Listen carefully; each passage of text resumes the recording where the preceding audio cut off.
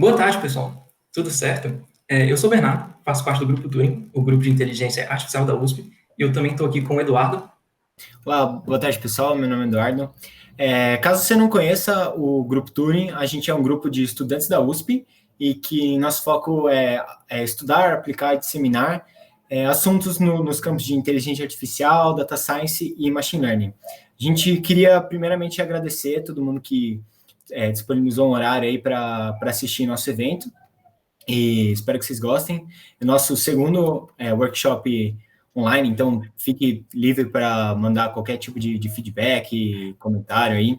Lembrando também que estaremos no Discord. Bom, assim como este evento, o Grupo Turing tem outros eventos que você pode verificar no nosso YouTube, no Facebook, outras páginas nossas, tudo que estão todos os links que estão no evento. Nós também temos nossos Turing Talks, que são posts semanais que a gente faz na plataforma do Medium, como alguns projetos, assuntos, algo para você aprender um tema isolado nesses campos, né, de estudo nosso. E a gente também disponibilizou nosso repositório do GitHub, que você pode ver códigos sobre esses textos, outros eventos nossos e alguns projetos que a gente fez. Uhum. E hoje a gente vai estar apresentando para vocês o workshop de aprendizado por reforço, e ele vai funcionar mais ou menos assim. Primeiro a gente vai ter meio que uma aulinha explicando o básico do que é aprendizado por reforço, quando você usa e tal, meio que introduzindo esses conceitos. Depois a gente vai ter uma partezinha prática em que vocês vão entender melhor como funciona o nosso ambiente, que a gente vai trabalhar, que vai ser o do Pong, né? Aí depois disso a gente vai ter meio que um intervalinho de 10 minutos para vocês beberem uma água, comerem alguma coisa, e a gente também vai estar tirando dúvidas ao longo do workshop inteiro, durante o intervalo e ao final do workshop, no servidor de Discord que a gente criou, que deve estar aqui embaixo, no nosso overlay, se vocês quiserem entrarem. Também vai estar na descrição do evento, se vocês estiverem assistindo. E aí vocês podem entrar lá, vai ter gente tirando dúvida agora, se vocês quiserem, mas se vocês quiserem deixar para tirar dúvida nos intervalos do workshop, no final, a gente também vai estar tirando quaisquer dúvidas que vocês mandarem. Depois do intervalo, a gente vai ter meio que uma introduçãozinha de Q-Learning para entender melhor como que as nossas inteligências artificiais vão aprender a jogar, aprender o aprendizado por reforço mesmo. E, por último, vocês vão aplicar isso programando uma inteligência artificial que vai aprender a jogar o jogo de Pong. Mas, antes de tudo, a gente vai começar com a aula aqui, mas eu quero ver se quem quiser entrar no Discord já tenta entrar aí, e também quem for acompanhar o workshop pelo material, a gente está com um repositório no GitHub, né, que a gente deixou na descrição. Se vocês estiverem mais familiarizados com o Jupyter, vocês podem clonar o repositório e rodar o notebook nos seus próprios computadores. Se vocês não estiverem tão familiarizados assim com o Jupyter, a gente também está mandando um collab que vocês conseguem rodar todo o material do workshop na própria nuvem, sem vocês terem que baixar nada nos seus próprios computadores. Para quem não está tão acostumado com esse tipo de coisa, eu acho que a gente recomenda mais usar o collab mesmo. Vai estar na descrição aí do evento, se vocês quiserem entrar já, mas depois, quando a gente for para a parte prática mesmo, a gente também vai avisar de novo e dar um tempinho para vocês abrirem. Mas agora, eu acho que já pode começar mesmo, a gente vai ver um pouquinho da introdução do que é aprendizado por reforço e de quando você usa isso. Bom, então, se você está nesse evento, imagino que é porque você quer aprender aprendizado por reforço, né, ou então Reinforcement Learning, do inglês, e o RL, né, é um tipo de aprendizado de máquina, né? Faz parte do Machine Learning, que, por sua vez, é uma subcategoria de IA. Machine Learning é a área de estudo que te faz você ensinar máquinas ou computadores a performar uma determinada tarefa, mas sem que você programe eles explicitamente para fazer aquilo. Então, um exemplo, se você quisesse programar um braço robótico que ele performasse a tarefa de pegar uma peça de uma esteira e colocar em uma outra esteira, se você fosse programar ele explicitamente para fazer isso, você teria que fazer algo do tipo programar, levantar o braço, girar o braço tantos graus, fechar a garra, levantar, colocar, e seria algo do tipo. O Machine Learning te permite fazer esse tipo de coisa, mas com só você definindo algumas métricas que você quer atingir, alguns objetivos, e a máquina ela aprende a fazer isso sozinha. No Machine Learning, a gente vai ter 3 principais tipos de aprendizado, que seria o aprendizado supervisionado, o aprendizado não supervisionado e o aprendizado por reforço. A gente achou que era importante ressaltar um pouco esses 3 principais tipos, explicar um pouco como é que eles funcionam, porque nem sempre o projeto que você vai fazer, o problema que você quer resolver, vai estar ali muito claro qual é o melhor tipo de técnica que você tem que usar para atingir os objetivos que você quer. Então, entender um pouco melhor como é que funcionam essas 3 áreas e onde que elas são mais comumente aplicadas, pode te ajudar muito na hora que você for modelar um problema. Então, mas essa parte a gente vai passar meio rápido. A primeira parte que a gente queria falar do aprendizado supervisionado, ele provavelmente é um dos mais comuns, quando você vai ver de machine learning, de IA, bem provavelmente esse vai ser o que você mais vai encontrar exemplos. É o aprendizado que você usa quando você quer performar 2 principais tipos de tarefa. A tarefa de classificação e a tarefa de regressão. A tarefa de classificação seria algo do tipo de você querer que a sua máquina saiba diferenciar um determinado número de classes que você está ali apresentando e que ela saiba identificar corretamente essa classe. E a regressão seria quando você tem uma base de dados e para cada uma você vai ter um certo número associado e você quer que sua máquina tente prever qual que seja esse número. Então, vou dar um exemplo de uma tarefa de classificação em que se você quiser fazer seu computador, você quer fazer um programa que você dá uma imagem para ele e você quer que ele te diga se naquela imagem tem um carro, um pássaro, um óculos, por exemplo, se você fosse fazer para aprendizado supervisionado, o que você faria? Você passaria essas imagens, só que para cada imagem você teria a resposta. Você passaria junto a resposta, ou seja, a classe a qual ela pertence. Então, além de passar a imagem de um carro, você também passaria escrito que aquela imagem pertence a um carro. A sua máquina vai aprender a partir desses dados, associar as imagens com as respostas, você vai estar treinando seu modelo, em seguida ela vai testar em dados que não têm as respostas para ver como ela está performando e você pode fazer sua predição. Um outro tipo de aprendizado, que seria o não supervisionado, que é meio que o contrário, você não tem as respostas daquilo que você está querendo, dos dados que você está querendo que sua máquina aprenda. As 2 principais classificações, as 2 principais tarefas que você usa nesse aprendizado são a de segregação e a de associação. Então, se você quisesse, você tem uma base de dados que tem ali imagens de círculos, de quadrados, de triângulos, mas você não quer necessariamente que esses dados tenham a resposta. Nem sempre você vai ter as respostas. Então, o que você faria você perguntaria para sua máquina qual por exemplo, 3 principais tipos de dados que eu tenho nessa base de dados que eu te passei. Então, eu não estaria passando uma foto de um círculo e o escrito círculo. Eu estaria apenas passando essas imagens. E ele, com as suas próprias métricas, se ele performasse corretamente, ele verificaria que as 3 classes mais distintas que você tem ali seria a de círculo, quadrado e triângulo.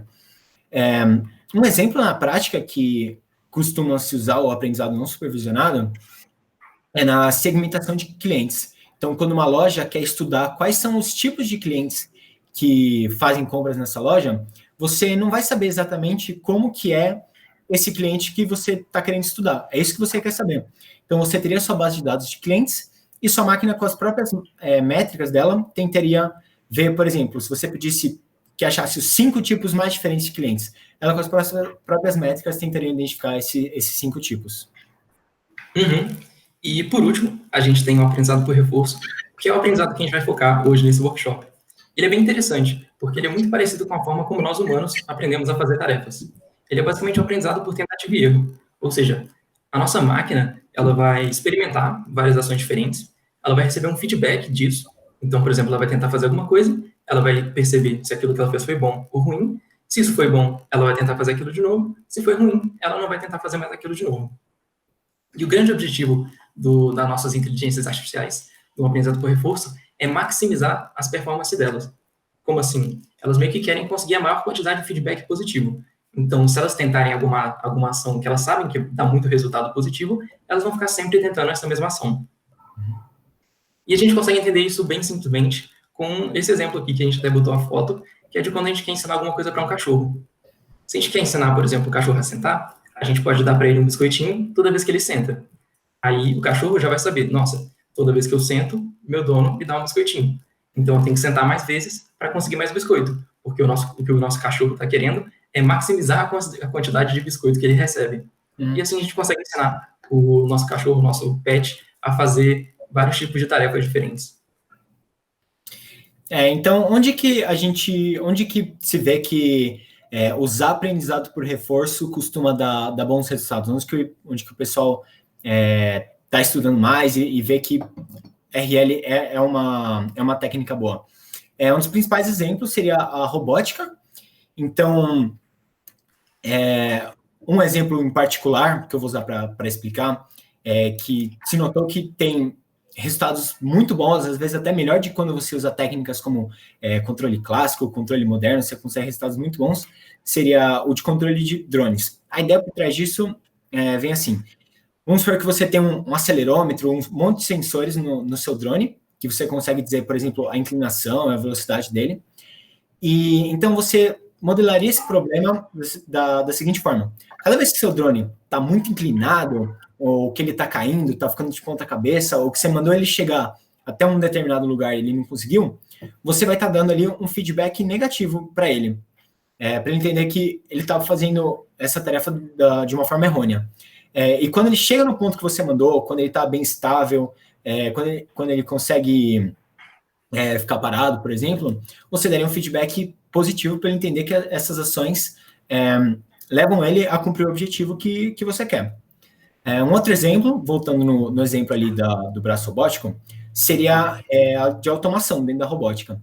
Então, se você fosse querer programar um aprendizado por reforço para um braço robótico, para ele performar essa tarefa sem programar explicitamente, você pode modelar que cada vez que ele consegue, por exemplo, chegar mais perto da bancada, fechar a garra e pegar corretamente o objeto e colocar na outra bancada, você daria um feedback positivo. Cada vez que ele deixa esse objeto cair, não chega na bancada ou demora muito para fazer essa tarefa, você estaria dando um feedback negativo para ele. Uhum. E a gente consegue ver isso muito bem até no GIF que a gente botou aqui de exemplo, né? Em que a OpenAI conseguiu ensinar um braço robótico a solucionar o cubo mágico só dando feedbacks positivos e negativos conforme ele ia fazendo coisas boas ou ruins.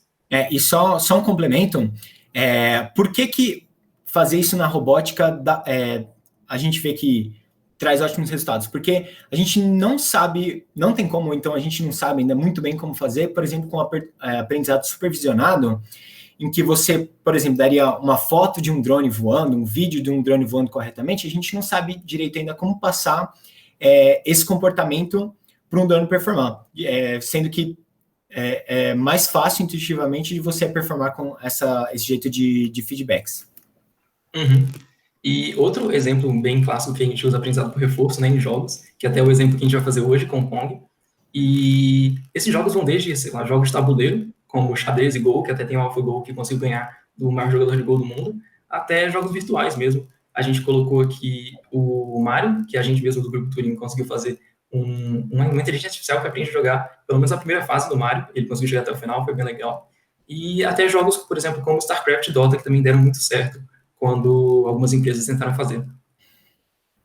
Uma terceira aplicação seria do mercado financeiro, que tem bastantes estudos que estão começando a usar cada vez mais o aprendizado por reforço, como, por exemplo, previsão de ações e transações bancárias, e que a intuição por trás disso é até que fácil. Então, se você poderia modelar ela da forma que cada vez que você ganha dinheiro com uma ação, para o seu modelo isso é um feedback positivo, e cada vez que você perde dinheiro, isso seria um feedback negativo. Uhum. Então, agora que a gente já viu um pouquinho mais do que é aprendizado por reforço e de quando usar, basicamente, a gente pode passar realmente para entender alguns conceitos da área, para a gente entender melhor como que a gente aplica isso. Um dos primeiros conceitos que a gente vai ver, que é um dos mais importantes, é o conceito de agente. O agente é basicamente aquela parte do nosso código que vai ser responsável por tomar decisões no nosso ambiente.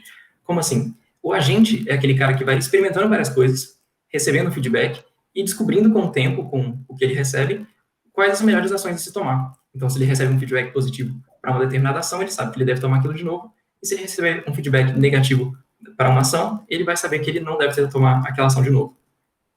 Exatamente. Mas definir o agente nem sempre vai ser uma tarefa óbvia. Porque, por exemplo, nos jogos, o agente não será exatamente esse personagem que você tá vendo no jogar. A gente pode pensar sim para entender como funciona o aprendizado por reforço, mas eu vou dar um exemplo para ver se dá para entender um pouco melhor esse conceito de agente. Então, você conhece o Mario, o jogo, né? A gente pode até entender o Mario como o agente do nosso jogo, mas, na verdade, o agente seria o software, ou seja, o código que a gente faz para performar as ações no jogo que ele joga, e o Mario nada mais é do que uma imagem do nosso jogo. Ele não passa de uma imagem do jogo que mostra quais as ações foram tomadas pelo agente, mas ele em si não é o agente do nosso problema. Uhum. Isso fica também bem claro no exemplo do xadrez, né? Porque quem está tomando as decisões, escolhendo qual ação tomar e aprendendo com o tempo, né, é o nosso jogador. Ele não faz parte do jogo de xadrez, né, não faz parte do tabuleiro, não é nenhuma peça. Quem está aprendendo, né, a nossa agente seria como se fosse a inteligência artificial que está jogando o jogo, ou o próprio jogador, se a gente está pensando no ser humano. E agora que a gente também já viu o conceito de agente, tem um outro conceito que está bem interligado, que eu até acabei falando antes, que é o conceito de ambiente. Porque o ambiente é basicamente o mundo com o qual o agente vai interagir. Porque o nosso agente, ele tem que ficar tomando várias ações, ele tem que receber informações sobre o que ele fez, foi bom ou ruim, e é o ambiente que é responsável por isso. Se a gente, por exemplo, no xadrez, o nosso agente, ele vai tomar ações, ou seja, ele escolhe movimentos e movimenta as peças, mas o ambiente é o próprio jogo de xadrez que vai se modificar quando o agente toma ações e também que vai dizer para o nosso agente se o que ele fez foi bom ou ruim. Então, o nosso agente vai escolher um movimento, isso, assim, ele vai mudar o nosso ambiente, né? E ele também vai receber, nossa, se eu comi uma peça, eu sei que o que eu fiz foi bom, né? Eu vou receber alguma coisa positiva. E se minha peça foi comida, eu sei que eu perdi ponto, né? Eu recebi alguma coisa negativa e eu sei que eu não tenho que fazer mais isso de novo. E é o nosso ambiente, ou seja, no caso do xadrez seria o jogo do xadrez, que vai nos dizer pra gente o que aconteceu quando eu tomei cada ação. Mas o ambiente, você tem que pensar que ele vai além apenas do espaço físico, né, que você está jogando. Então, se você olhar esse GIF que a gente tem, que seriam 2 robôs da Boston Dynamics, se você estivesse modelando, que se você quisesse fazer o controle daquele robô de trás ali, o que abre a porta, ele seria o nosso agente, mas o robô que passa do lado, ele não seria um agente, ele seria ele faria parte do ambiente, porque ele pode interagir com o nosso agente. Então, ambiente não é só o espaço que você está, mas é tudo que consegue interagir com a gente.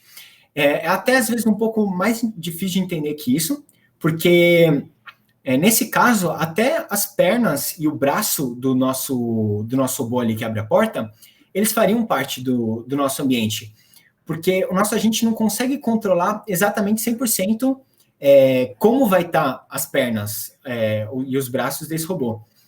Porque vai ter diversas influências que ele não controla. Então, o que estaria no controle do agente seria a corrente que você vai estar dando para cada motor, para cada junta, para você tentar mover o motor e tentar mover o braço e as pernas do robô. Mas então, para que o nosso agente consiga atingir seus objetivos, não basta saber só quem que é o agente, né? E nem só qual que é o nosso ambiente. A gente tem que entender instantaneamente como que está o nosso agente e o nosso ambiente. No aprendizado por reforço, a gente tem um nome para isso, a gente chama isso de estado.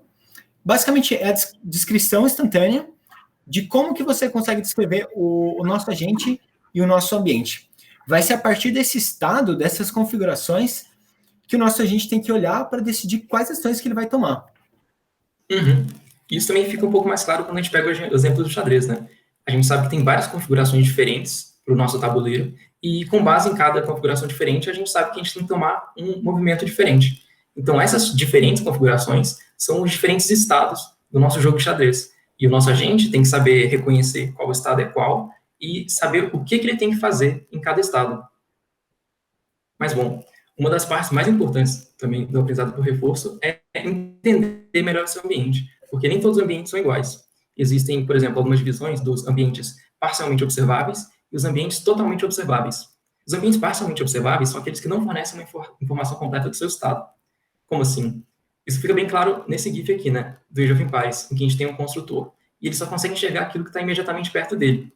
Aí, quando ele constrói uma torre, que ele tem uma informação mais completa do que está acontecendo ao redor dele, ele percebe que tem muito mais fora de onde ele estava enxergando do que ele conseguia pensar, né?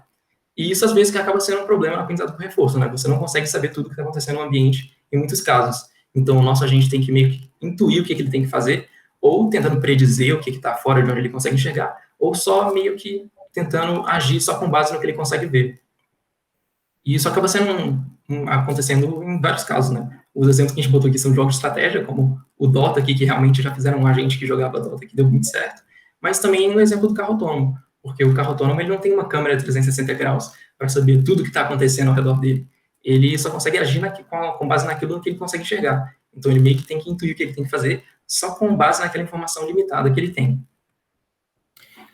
Mas nosso agente tendo noção, então, do estado, o que ele faz para conseguir atingir os objetivos que ele quer, né? Como é que ele faz para concluir isso? O que ele vai fazer? Ele vai tomar uma ação.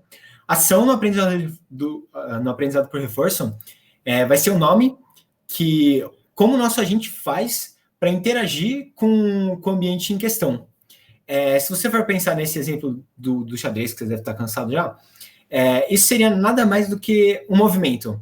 Então, você tem ali noção de como é que está seu tabuleiro, você tem noção do seu estado, e sabendo do seu estado, sabendo como é que suas peças estão, como é que as peças do seu oponente estão, você vai escolher qual movimento tomar, como é que você vai interagir para ganhar o jogo. Então, você vai escolher uma ação, se você vai, por exemplo, mover, qual peça você vai mover, para onde você vai mover, se você vai tentar fugir ou comer uma outra peça. Uhum. E como que a gente sabe qual ação a gente tem que tomar? Primeiro, a gente tem que ter uma noção de quais ações a gente pode tomar, né? E é justamente isso que a gente chama de espaço de ação, que é o conjunto de todas as ações possíveis que a gente pode tomar. Se a gente pega o exemplo do cavalo aqui, vamos supor que a gente está mexendo só o cavalo e não o jogo de xadrez inteiro. A gente sabe que o cavalo sempre tem 8 posições diferentes que ele pode ir, né? Ele pode tomar sempre, em cada instante, em cada configuração do tabuleiro, 8 ações diferentes, exceto quando tem alguma outra peça atrapalhando, né? Mas, em regra, ele pode escolher entre 8 posições diferentes que ele pode ir. Então, o nosso objetivo é, basicamente, dessas ações possíveis que a gente pode tomar, escolher a melhor delas. E o nosso espaço de ação ele também pode ser dividido em duas maneiras diferentes, que são os espaços de ações discretas e os espaços de ações contínuos. Os espaços de ações discretas são aqueles que têm uma quantidade finita de ações, então eles são bem mais simples de lidar do que os contínuos. E o que seria um espaço de ação discreto? Um exemplo muito bom dele é quando você está jogando um jogo. Vamos supor o nosso controle de Super Nintendo aqui. A gente sabe que o nosso controle tem 10 botões, então, em cada instante de tempo, em cada frame do jogo, né, a gente sabe que a gente tem 10 botões que a gente pode apertar. Isso significa que a gente tem uma quantidade finita de ações, né, discreta, porque em cada instante a gente só pode apertar um dos 10 botões, talvez às vezes mais de um, ou apertar nenhum botão, né? Mas a gente sabe que a gente tem uma quantidade finita, então é relativamente simples de lidar com isso. Mas a gente também tem o espaço de ação contínuo, que é o caso de quando você tem um intervalo, então você sabe, por exemplo, a menor ação que você consegue tomar e a maior ação que você consegue tomar, só que dentro desse intervalo você teria infinitas ações possíveis. Então, naquele exemplo de um braço robótico, você sabe, por exemplo, a menor tensão que você consegue deixar um motor e a maior. Só que, dentre essas duas tensões, tem infinitas tensões possíveis que você pode escolher. Então, isso denomina o que a gente chama de espaço de ação contínua. Tem o exemplo do carro também, que você pode deixar um carro entre 0, que seria ele parado, até a velocidade máxima. Então, se a gente tiver no exemplo 180 km por hora, você tem infinitas velocidades possíveis que você pode deixar esse carro. Agora, é importante saber que tem esses dois tipos de espaço de ação, porque isso não é uma regra, não vai estar óbvio. Vai depender de como que você quer modelar o seu problema.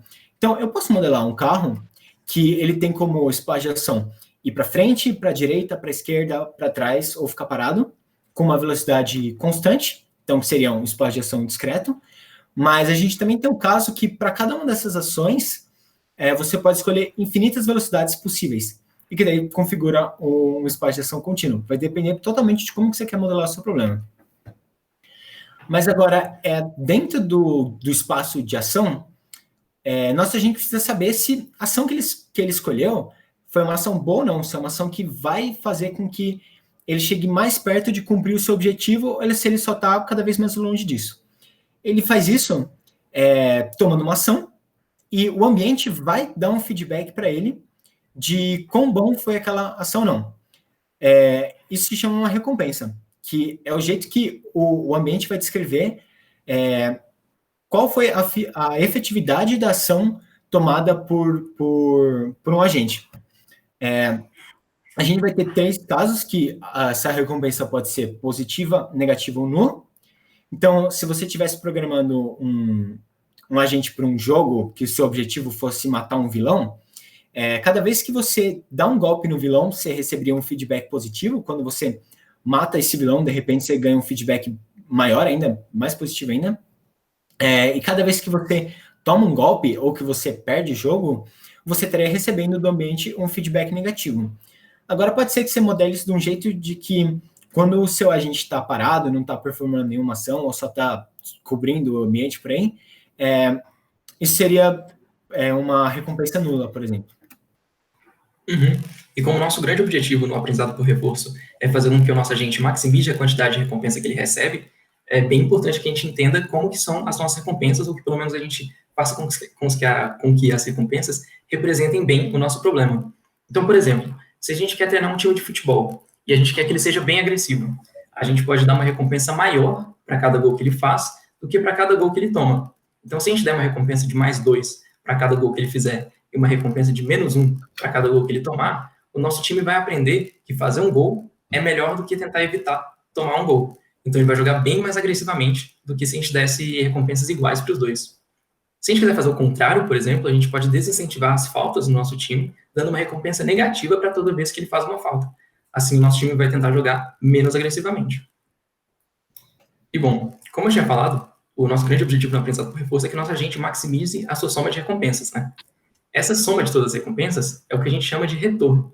Basicamente, a cada ação que a gente toma, a gente recebe uma recompensa, mas o que a gente liga não é se a gente recebe uma recompensa imediata, daqui a pouquinho. A gente liga que a gente receba uma recompensa muito grande ao longo do nosso jogo, do nosso episódio.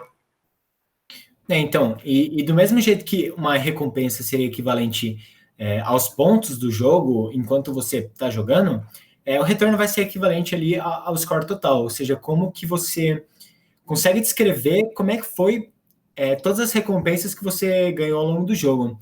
Então, como exemplo da vida real, assim, quando você está fazendo uma prova, é importante saber se a questão que você está fazendo, você está acertando ou se você está errando a questão.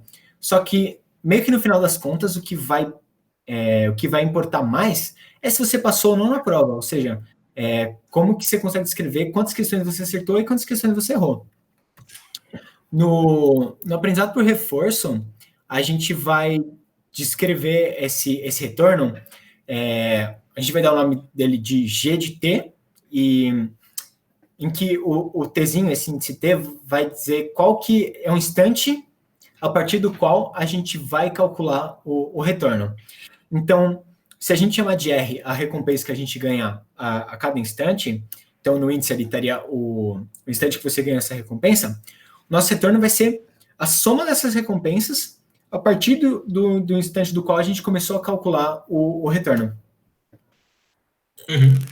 Então, basicamente, o nosso G de T seria a soma de todas as recompensas aqui, RT mais 1, RT mais 2, são dos instantes seguintes, né? Só que a gente meio que ignorou uma partezinha aqui, que é esse nosso fator gama, que a gente chama de fator de desconto. Por que a gente introduz ele? Porque, às vezes, no aprendizado por reforço, o nosso episódio pode ser infinito. Ou seja, a gente tem uma soma de recompensas aqui que é infinita. E isso pode dar alguns problemas para a gente, né? Porque, às vezes, em uma soma infinita, a gente pode ter um resultado infinito. Nosso computador não é muito bom em trabalhar com resultados infinitos ou resultados muito grandes. Então, o que a gente faz é que a gente introduz esse fator de desconto gama, que é um número entre 0 e 1, que vai multiplicando as recompensas mais futuras. Então, a nossa primeira recompensa, ela é a nossa recompensa normal, ela tem seu valor original. A segunda recompensa tem um valor um pouquinho descontado, porque ele vai estar multiplicado por um valor um pouquinho menor que 1, né? Vai ser, tipo, por exemplo, 0,9, 0,95, alguma coisa. Então, conforme a gente vai passando mais para o futuro, as nossas recompensas vão valendo cada vez menos. Isso faz com que a gente tenha um retorno que convirja realmente para um valor real. porque senão o nosso computador, às vezes, não poderia lidar com esse tipo de coisa. Então, para resumir, se a gente tiver um fator de desconto gama, se você quiser modelar isso como algo muito perto de 1, significa que o que você vai mais querer levar em conta são as recompensas futuras, ou seja, que você vai levar bastante em conta recompensas que ocorrem muito após o instante em que você se encontra.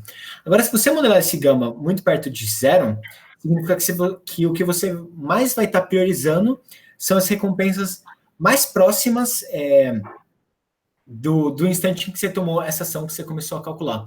Num limite que, se você tiver um gama de 0, você vê que todas as recompensas ali, além do instante T mais 1, o instante seguinte, vão ser nulas. De forma que você só vai estar querendo saber qual foi a recompensa que você tomou logo no instante seguinte que você tomou uma ação. Uhum.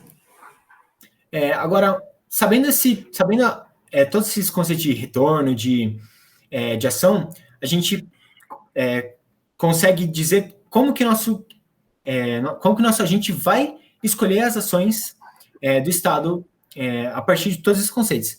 A gente vai chamar isso de política, que vai ter o nome, vai ser representado por essa letra P.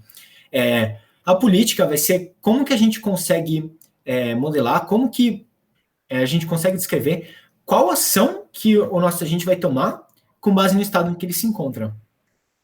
Então, vou dar um exemplo: se eu estivesse jogando um Jockey Pô e toda vez eu jogasse aleatoriamente pedra, papel, tesoura. Não importa como que o meu adversário está, não importa como que eu joguei, como que ele jogou, dos jeitos. Então, pode-se dizer que a minha política seria de sempre jogar aleatoriamente. Agora, se eu tivesse uma política de sempre jogar a mesma coisa que meu oponente jogou no instante anterior, daí a minha política seria que eu pego a jogada do meu oponente no instante anterior e eu copio isso. Uhum. Então, basicamente, o que seria a política é meio que uma função que pega o nosso estado atual e diz o que o nosso agente deve fazer, ou seja, qual ação ele deve tomar com base nesse estado que a gente está. Então, com base nisso, a gente consegue meio que intuir que o que a gente quer é achar aquela política que pega o estado atual e sempre escolha a melhor ação. E é isso que a gente chama de política ótima. É aquela que pega o estado que a gente está e diz sempre qual que é a melhor ação para ele tomar. Sendo que a gente considera a melhor ação como aquela ação que vai nos levar ao maior retorno, ou seja, a maior soma de recompensas ao longo do episódio, e não só a recompensa imediata. Tá, então agora que a gente entende como o nosso agente toma decisões, a gente pode ver em que ele vai se basear para tomar essas decisões. E é assim que surgem as ideias dos valores. O valor, normal que a gente chama aqui de V, que é o valor de um estado, ele consiste no retorno que a gente espera quando a gente passa por aquele determinado estado. Pode ter ficado um pouco confuso, né? Mas basicamente ele quer dizer quão bom é estar em um estado ou não. Quando eu botar a fórmula aqui, vai ficar um pouco mais claro, mas também pode ficar um pouco mais confuso se você não souber muito bem o que é uma esperança. A esperança significa basicamente o valor médio. Então a gente pode pensar basicamente que se a gente tem o retorno aqui no meio, que é o que a gente está falando que é o nosso valor, né? A esperança seria o valor médio desse retorno. Então o que seria essa equação aqui? O nosso valor do estado S, quando a gente segue uma política pi, né? Porque os valores dependem de qual política a gente está seguindo, mas não precisa se focar muito nisso. É melhor você entender só a intuição do que o valor significa. Então, o valor de um estado S é meio que o valor esperado, o valor que a gente espera quando a gente está naquele estado S. Então, é o retorno que a gente espera quando a gente está naquele estado S, né? Então, se esse aqui nesse estado, que esse aqui é como se fosse um tabuleiro, né? Se nesse estado aqui que a gente está, ele tem um valor de 0,27. Isso significa que, na maioria das vezes que a gente passa por ele, a gente costuma receber um retorno de 0,27. Pode ser bem abaixo disso, pode ser acima disso, mas na média, quando a gente passa por esse estado, a gente costuma receber um retorno, um G de T, mais ou menos em volta de 0,27. E se você lembra do que a gente chama de G de T, né, o retorno, o nosso valor vai ser calculado com o valor esperado da soma das recompensas nos instantes seguintes, descontados por aquele fator de desconto gama, né? Com base na ação que você tomou, com base no estado que você está, dentre todos os estados que você tem. Então, eu vou explicar um pouco melhor o que significa que valor é basicamente o quão bom é estar em determinado estado. Então, vamos supor que você estivesse modelando um robô, um carrinho, e você quer que ele comece no canto inferior esquerdo dessa imagem, se essa imagem você pode entender como um caminho, um tabuleiro, e ele começaria no canto superior esquerdo, você quer que ele chegue até o canto superior direito. Então, estar no canto inferior esquerdo te dá um retorno zero, porque você não ganha nada estando no lugar que você começou, se você quer chegar em outro lugar. Agora, estando naquele estado, a gente vê que você pode ir para a direita ou ir para cima. Em que ir para a direita, na média, você teria um retorno de 0,22 e para cima você teria um retorno de 0,27. Então, você vê que indo para cima, a gente teria um valor maior, que significa que provavelmente a gente vai ter um retorno maior. Agora, por quê? Ir para cima é muito melhor estar nesse estado, porque se você seguir esse caminho, você só vai estar em estados que tem um valor muito alto, e você vai chegar ali no ponto final que você quer que chegue. Agora, se eu tivesse ido pela direita, eu vou estar passando perto de alguns estados que são muito ruins, tem um valor ali de -1. Daria para entender esse estado que tem esse valor tão ruim como, por exemplo, um buraco que se o nosso robô, se o nosso carrinho passa por lá, ele cai e não consegue mais sair dali. Então, ele não consegue chegar no seu estado final. Então, é horrível estar nesse estado. Agora, passando perto dele, pode ter a chance do carrinho escorregar e cair nesse buraco. Então, estar perto do buraco também é ruim. Por isso que a gente pode dizer que o valor é quão bom estar em um determinado estado. Uhum. Então, agora que a gente já definiu o que é valor, a gente consegue ter uma noção melhor do que o nosso agente quer fazer, né? Ele quer chegar nos estados que tem um valor maior. Só que a gente tem um problema com isso, que é que nem sempre o nosso agente sabe o que ele tem que fazer para chegar em cada estado. Então, por exemplo, se o nosso agente começa aqui no canto inferior esquerdo, ele sabe que ele quer chegar em algum outro estado que tenha um valor maior. Só que a gente, vendo aqui com o nosso conhecimento, a gente sabe que provavelmente para cima ele vai ter um valor maior, né? Só que o nosso agente não necessariamente sabe disso. Ele não sabe o que significa ir para cima e ir para a direita e tal. Então, ele meio que tem que tentar entender o que ele tem que fazer para chegar nos valores de estados maior. E esse conceito de valor às vezes não é suficiente para a gente saber o que a gente tem que fazer, e por isso que a gente define um outro tipo de valor que é mais perto da nossa ideia de entender quão bom são cada ação que a gente tem que tomar. Uhum. E é com muita originalidade que a gente define esse valor como valoração, que ele vai ele vai estar representado com a letra Qzinho. Então, a gente já sabia antes o quão bom era estar num determinado estado. Agora a gente consegue definir o quão bom para um determinado estado é tomar uma ação.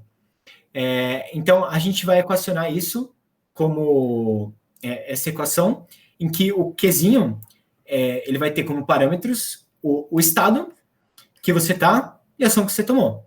Então, ele vai ser o valor esperado do retorno que você espera receber se você estiver num estado dentro de todos os seus estados possíveis e se você tomar uma ação azinha dentro do seu espaço de ação.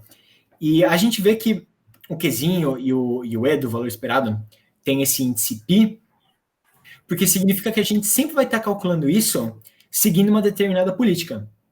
Então, não basta apenas saber como está no estado, tomar uma certa ação. A gente tem que calcular isso baseado na política que o nosso agente está seguindo. Por isso que a gente coloca esse índice de π. Uhum. E a gente pode fazer aquela mesma expansão aqui do retorno que a gente fez na parte do valor. A gente pode pegar esse G de T aqui e a gente sabe que ele é igual à soma de recompensas, né? Então, se a gente substituir ele pela soma de recompensas, a gente consegue perceber que o nosso Q, ele realmente diz a quantidade de retorno esperado, a soma de recompensas que a gente espera sempre que a gente passa por aquele estado e toma aquela determinada ação. Então, com esse conceito definido, a gente consegue ter uma noção melhor de que cada ação que a gente toma tem um valor, e a melhor ação para se tomar provavelmente é aquela que tem um valor melhor. E assim, daí vem que o nome desse valoração é que o Q vem de qualidade, porque ele significa basicamente a qualidade de tomar aquela ação, quão bom é tomar aquela ação, e assim a gente consegue definir quais ações tomar. Porque, por exemplo, nesse gifzinho do lado, em cada estado a gente tem 4 ações possíveis, né? Ir para a esquerda, para cima, para a direita e para baixo. E cada uma dessas tem um valor associado. Se uma delas tem um valor maior que os outros, a gente sabe que escolher ela provavelmente é a melhor ação, porque ela vai nos dar o maior retorno no final do episódio. Só que, se a gente já soubesse todos esses valores que, antes de começar o nosso problema, a nossa vida seria muito fácil, né? Porque se a gente sabe o que é a qualidade de cada ação, é só a gente escolher sempre as ações que têm um maior Q. A questão é que a gente não sabe qual que é o Q de cada ação. O nosso grande objetivo, pelo menos em alguns algoritmos de aprendizado por reforço, é estimar quais são os valores Q de cada ação. Então, a gente inicializa eles como um valor aleatório, tipo zero, e vai tentando aprender, conforme a gente vai explorando o nosso tabuleiro, aqui nesse caso, qual que é o valor de verdade de cada ação. Então, por exemplo, aqui no GIFzinho, todas as ações são iniciadas como um valor zero, e quando o nosso agente vai explorando, ele vai percebendo, nossa, aqui eu recebo uma recompensa legal, então tomar a ação de ir para a direita nesse estado aqui me dá um valor positivo. Então eu sei que essa ação aqui tem um valor Q alto. Só que ir para cima aqui também tem um valor Q alto, porque quando você vai para cima nesse estado, você só fica no mesmo lugar. Então você não sai do lugar, que esse é um estado bom. Então ir para cima você também tem um valor bom, só que não tão bom quanto ir para a direita. Porque quando você vai para a direita, você ganha imediatamente uma recompensa muito boa, enquanto quando você vai para cima, você também está em um lugar bom, né? Você está muito perto de receber uma recompensa muito positiva, só que não é tão bom quanto você ir para a direita, e é melhor, por exemplo, do que você ir para a esquerda, que você fica mais longe de receber uma recompensa positiva. Então, bom, o nosso problema do aprendizado por reforço, ele pode ser representado muito bem por essa imagenzinha aqui, que a gente costuma ver várias vezes. E o que ela quer dizer? O que ela significa? Ela basicamente quer dizer que no aprendizado por reforço a gente tem sempre um agente, e esse agente ele vai interagir com o nosso ambiente por meio de ações. E essas ações ele está escolhendo com base em alguma política que ele tem. Quando ele toma essas ações, ele vai receber alguns feedbacks. Ele vai receber tanto uma recompensa dizendo quão bom aquela ação que ele fez foi, mas ele também vai modificar o nosso ambiente. É só pensar naquele exemplo do xadrez, né? Quando a gente move uma peça, quando a gente escolhe um movimento, o nosso ambiente muda. A gente tem uma nova configuração do nosso tabuleiro. Então, quando a gente toma uma ação, a gente não só recebe uma recompensa dizendo quão bom ela foi, mas também o novo estado do nosso ambiente, no qual a gente deve se basear para escolher a próxima ação. Então, se o nosso tabuleiro mudou, a gente sabe que a gente vai ter que tomar uma ação diferente agora, ou com base na mesma política que a gente seguia antes, ou com base em alguma outra política que a gente tiver. Porque se a gente toma uma ação, receber uma recompensa que a gente não esperava, a gente pode mudar a nossa política, né? A nossa política de escolher ações, para representar melhor o que a gente acha que é a melhor ação a se tomar. Bom, e se você já ficou sem internet alguma vez na sua vida, você provavelmente sabe qual que é o joguinho do dinossauro do Chrome, né? Então, se você fosse querer fazer um jogo e você quisesse controlar ele por aprendizado por reforço, como que você descreveria esses seguintes esses temas? Então, a gente vai dar perto de uns 30 segundos só para você ler e pensar. Se você, com essa primeira parte do workshop, você conseguiria descrever o que são cada um desses conceitos para esse jogo. Vai pensando aí na sua cabeça, basicamente, o que seria cada uma dessas coisas no nosso jogo do dinossauro.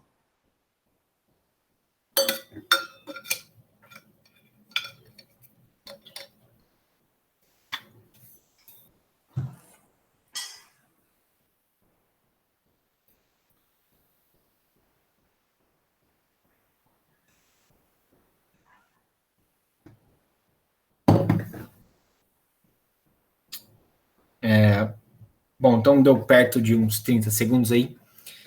Bom, se você lembra que eu falei do jogo do Mario, você vai lembrar que o agente não é nosso dinossauro.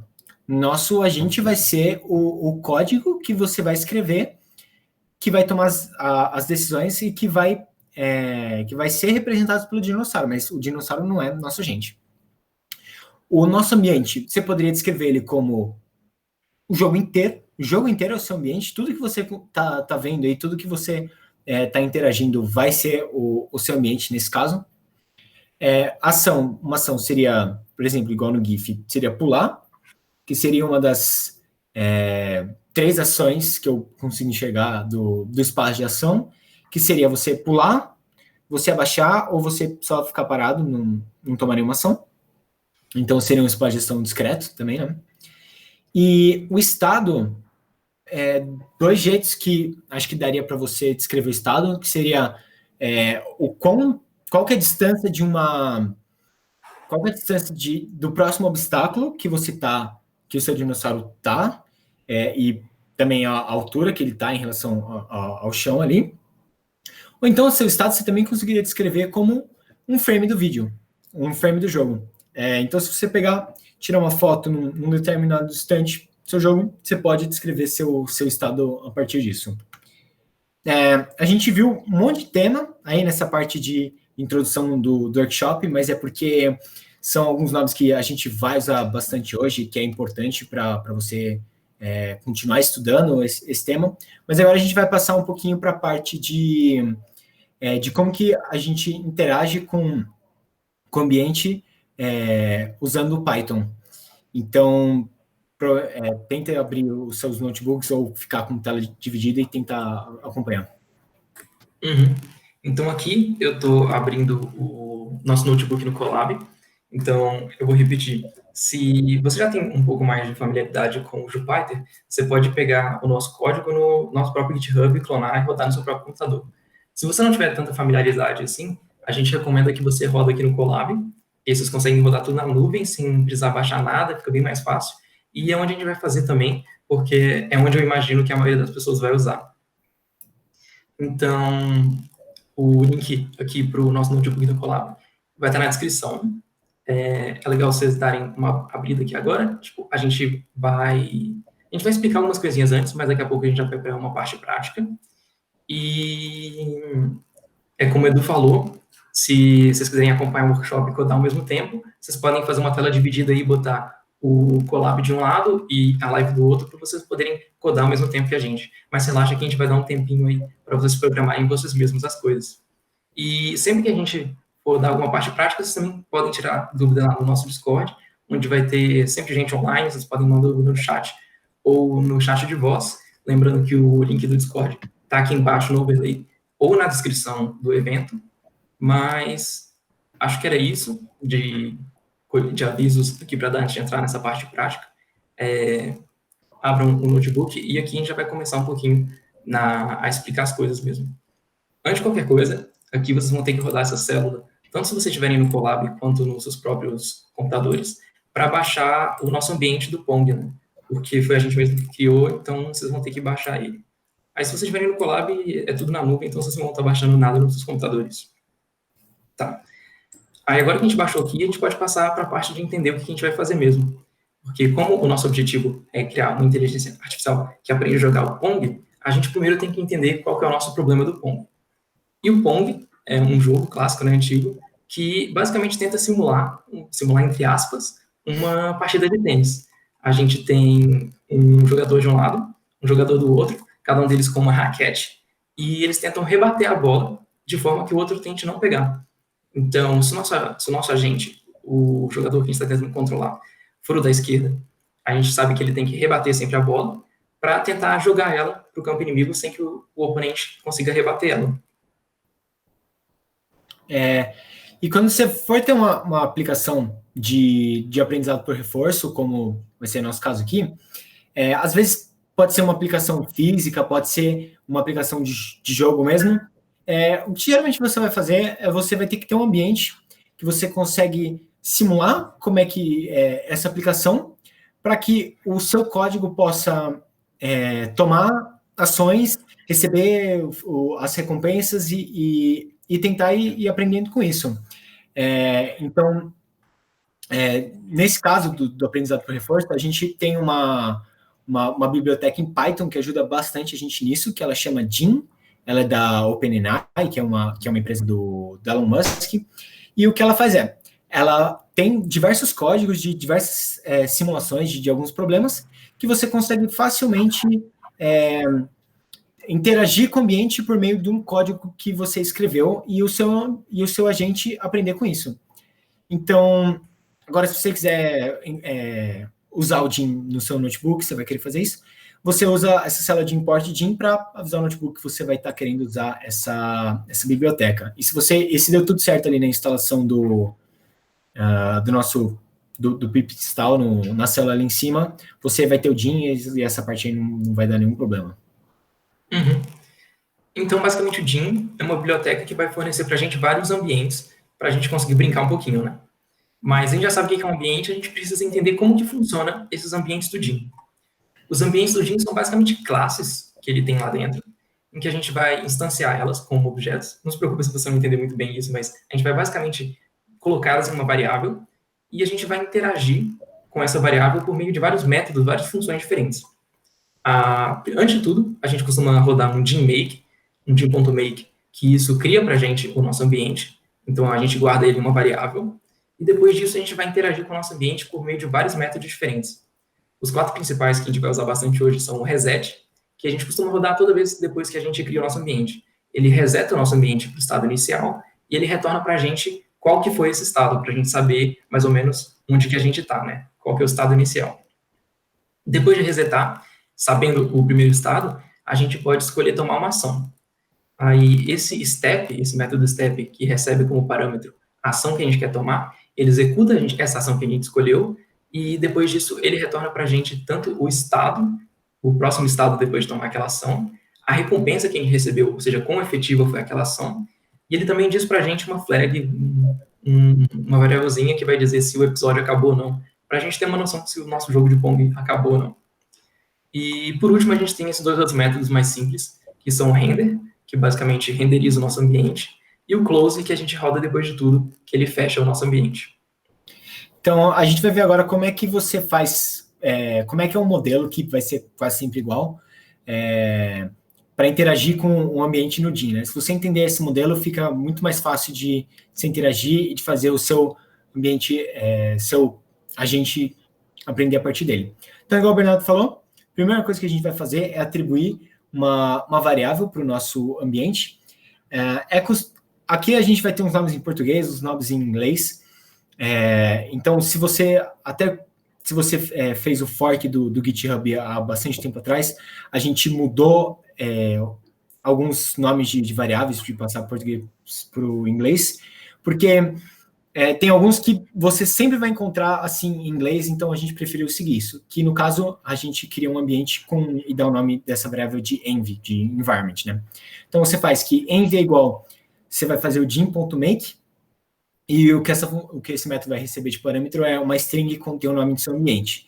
E embaixo a gente vai mostrar como é que você faz para criar o nosso ambiente do Pong.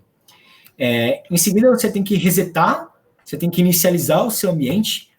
Então, você vai fazer um método ali, o env.reset. Só que quando você faz isso, ele te dá qual estado que você foi quando você resetou, quando você inicializou. Então, é bom a gente guardar essa variável ali no estado, para a gente saber qual que é o nosso estado inicial. A gente também vai criar uma variável, que a gente chamou de done também, porque sempre que você for estudar isso vai estar em inglês, vai estar escrito done.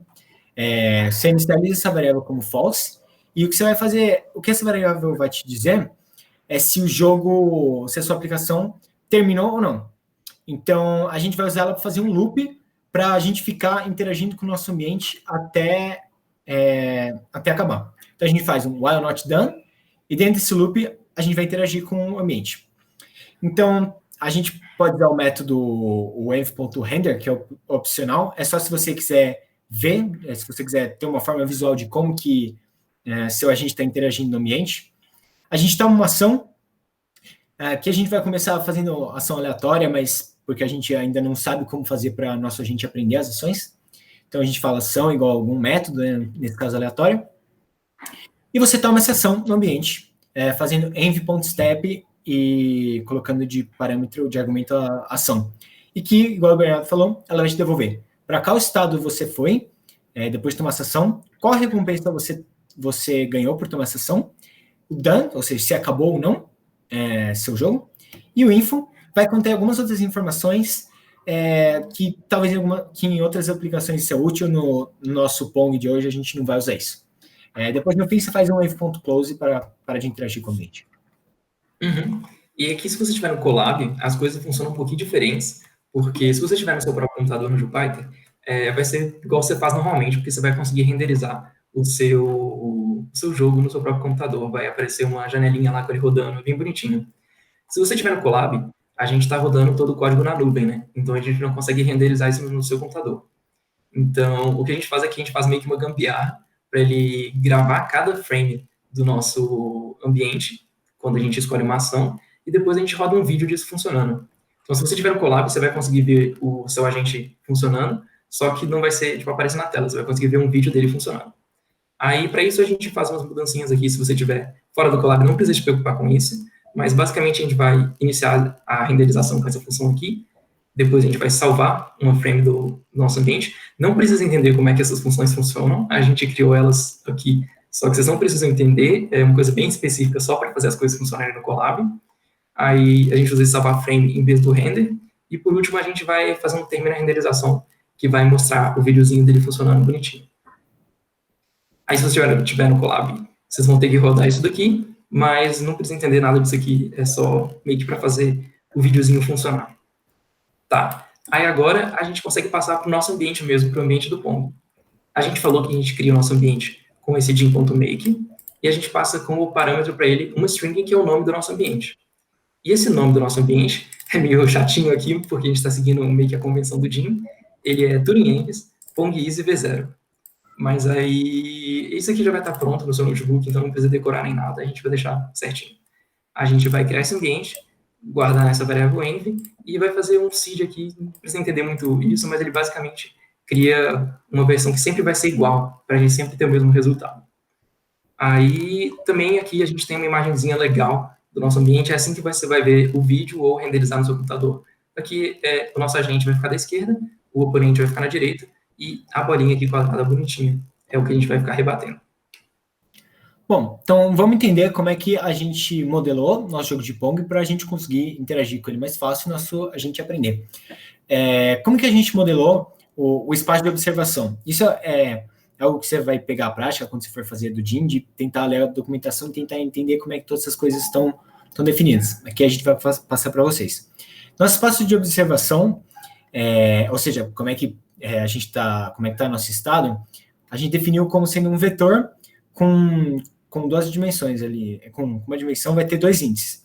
No primeiro índice, o 0, ela vai dar qual que é a distância horizontal, né, a distância em x entre o nosso agente, que, para lembrar a barrinha da raquetinha da esquerda, tá da bola. Então, se esse valor vier negativo, é porque a bola está à direita do nosso agente, e se ele for positivo, é porque ele vai estar à esquerda, ou seja, a gente já vai estar tomando um gol, praticamente.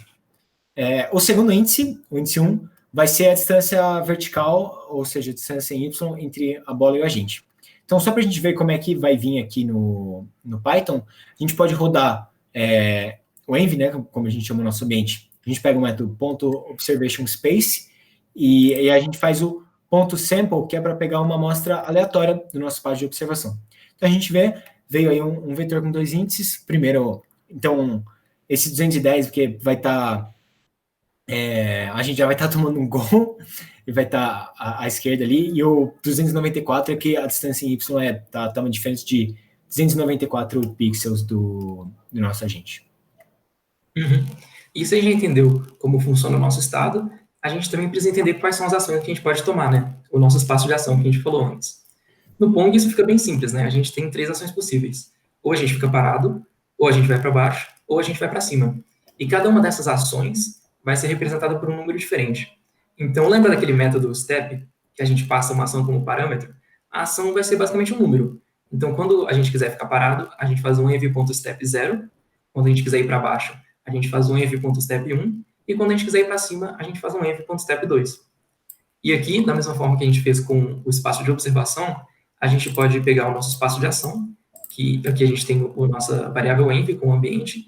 A gente pega aqui o atributo ActionSpace, que é o espaço de ação do nosso ambiente, que é basicamente essas 3 ações possíveis, e faz um .sample, que a gente pega uma ação aleatória desse ActionSpace. Então, quando a gente rodar isso daqui, a gente vai ter uma ação aleatória. Nesse caso, deu 2. Se a gente rodar de novo, aqui deu 0. E é importante guardar isso aqui um pouquinho, porque quando a gente quiser tomar ações aleatórias, que é o que a gente vai querer fazer algumas vezes, como vocês vão querer ver depois, a gente vai usar isso daqui. Então, mantenham isso em mente, que depois vocês vão ter que usar. E como que a gente fez para modelar nossas recompensas? E aqui é legal prestar atenção, porque isso não é algo que tem... Você não tem uma prática, um melhor jeito de fazer isso, não existe. É meio que prática, um pouco de intuição, e então vai depender muito de como você vai fazer isso. Meio que vem de você. Então, no nosso caso, como que a gente fez foi... Se o nosso a gente fizer um ponto, ou seja, se ele fizer um gol, ele vai ganhar de recompensa 500. Se ele tomar um gol, se o oponente fizer um gol, né, a gente vai receber de recompensa menos 500. Agora, se nosso agente ganhar, e o que seria ganhar nesse caso, né? A gente vai jogar... esse ambiente é feito para jogar 4 pontos. Então, mas tendo também o empate, porque se fosse demorar muito para ocorrer um gol, depois de um certo tempo ele para e dá empate. Então, vai ser quem tiver tido mais vitórias dentre esses 4 pontos. Se nosso agente fizer mais, ele vai receber 2.000, e se o nosso oponente ganhar da gente, a gente vai receber menos 2.000. Então, no exemplo, se o oponente fizer um gol da gente e ganhar o jogo, ou seja, as outras empataram, a gente só tomou um gol, nossa recompensa vai ser de menos 2.500. Uhum. Da mesma forma, se ele ganhar de 2-0, a gente vai receber uma recompensa de menos 3.000, 3-0 vai ser menos 3.500, essa recompensa vai acumulando. Agora, por último, a gente vai para a parte prática aqui mesmo, que vocês vão poder brincar um pouquinho mais com isso, em que a gente vai criar a gente vai fazer um episódio do Pong aqui que a gente vai rodar. Aí a gente criou essa função aqui, rodar ambiente. Se você quiser já começar a fazer a parte prática aqui, vocês já podem começar, que é só responder essas partes 3 pontinhos.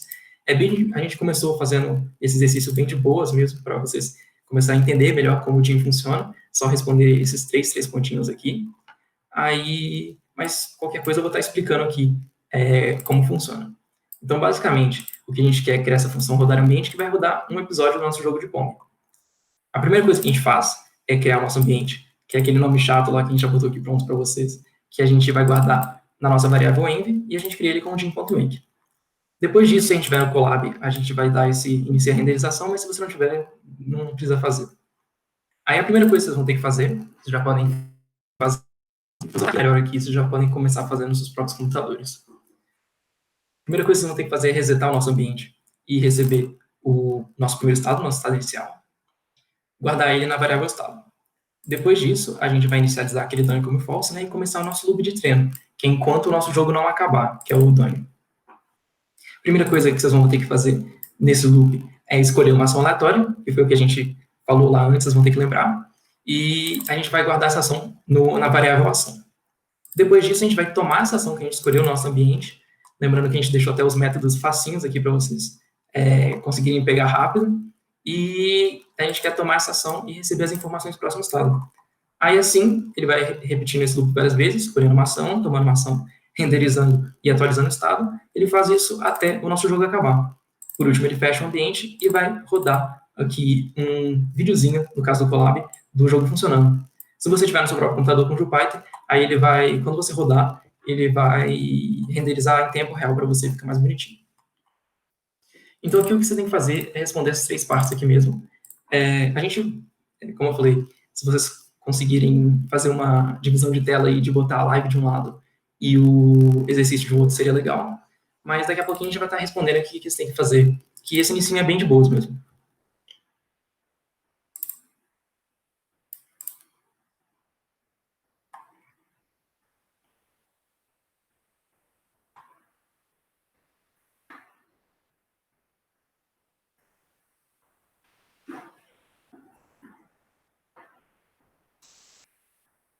Só lembrando, se já tiverem terminado, vocês podem rodar essa célula e a de baixo também para ver se funcionou.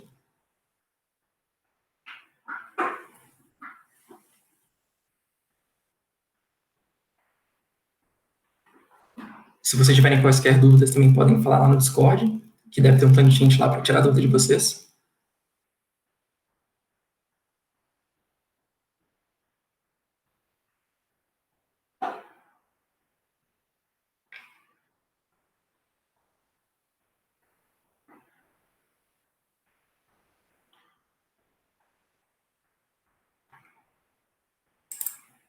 Acho que tendo passado esse minutinho tá bom, né? O que você acha, Edu?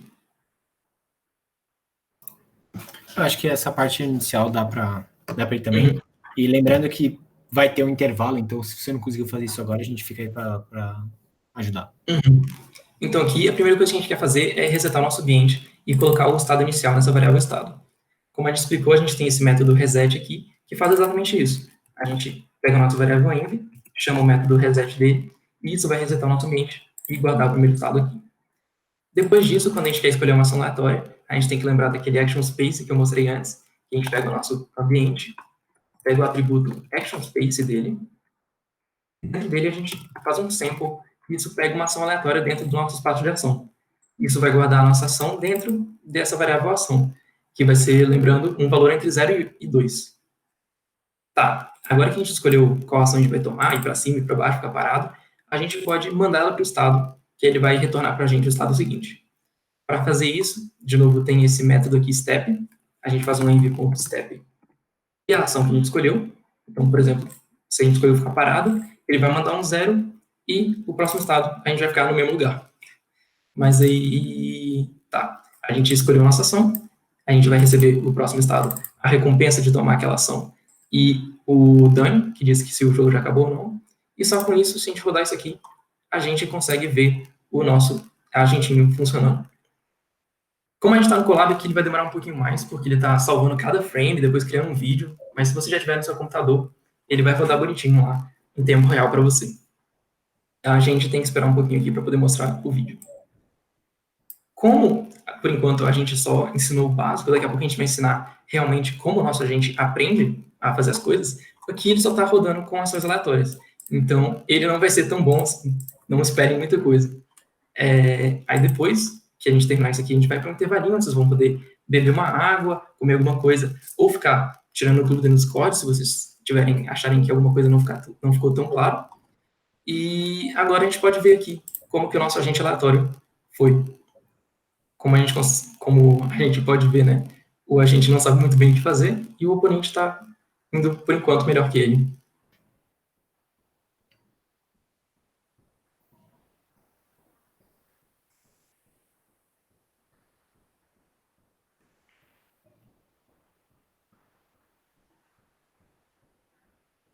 Até que para aleatório ter feito um gol.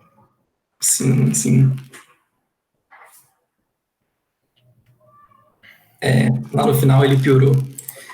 Mas esse aqui foi o nosso agente aleatório que a gente fez. Depois, na próxima parte do workshop, a gente vai ver realmente como que ele vai aprender quais ações tomar. Mas, por enquanto, a gente vai para aquele intervalinho lá. Se vocês quiserem beber uma água, comer alguma coisa. E lembrando que a gente vai estar lá no Discord, tirando quaisquer dúvidas que vocês tiverem.